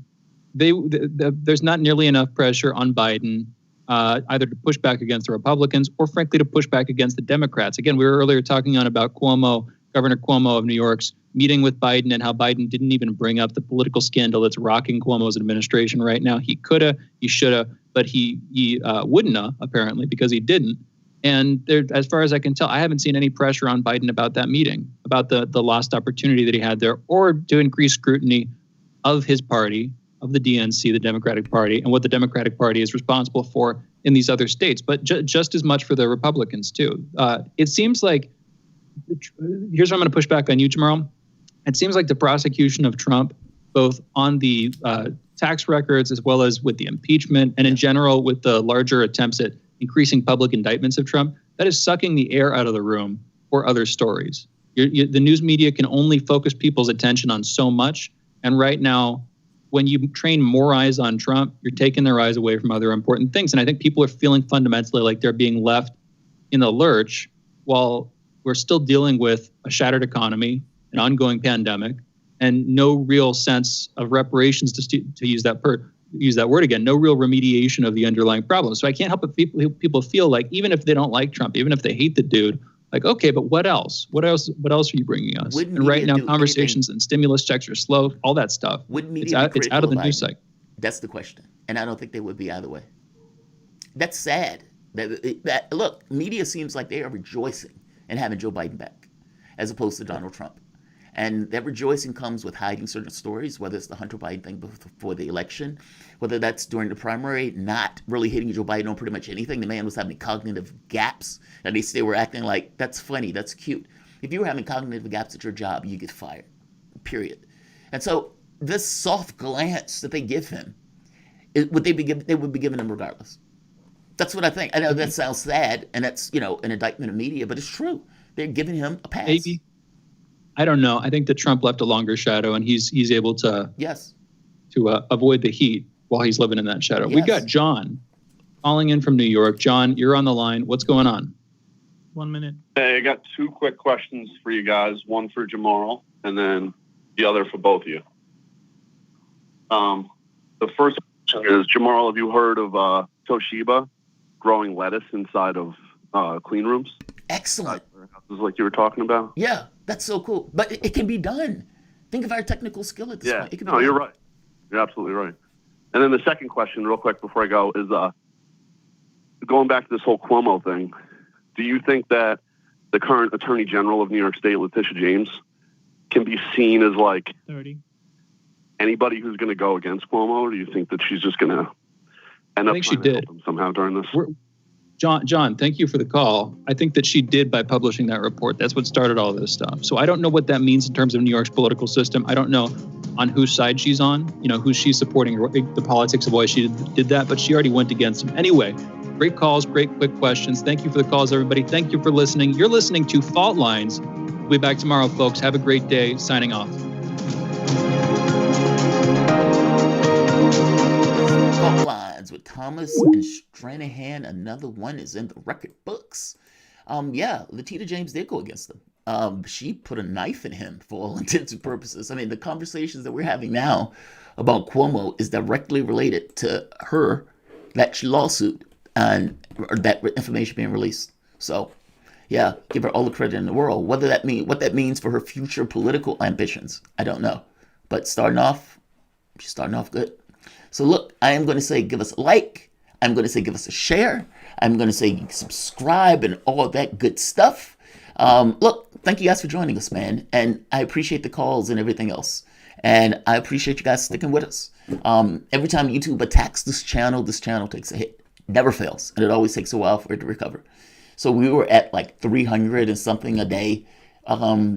People forget that we are here after a week or two being off, and the number goes down.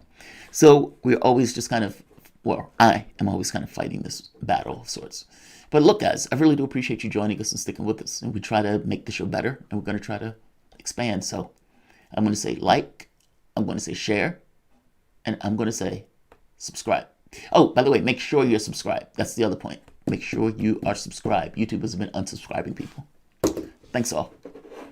Like, share, subscribe, and I'll see you guys a little bit later.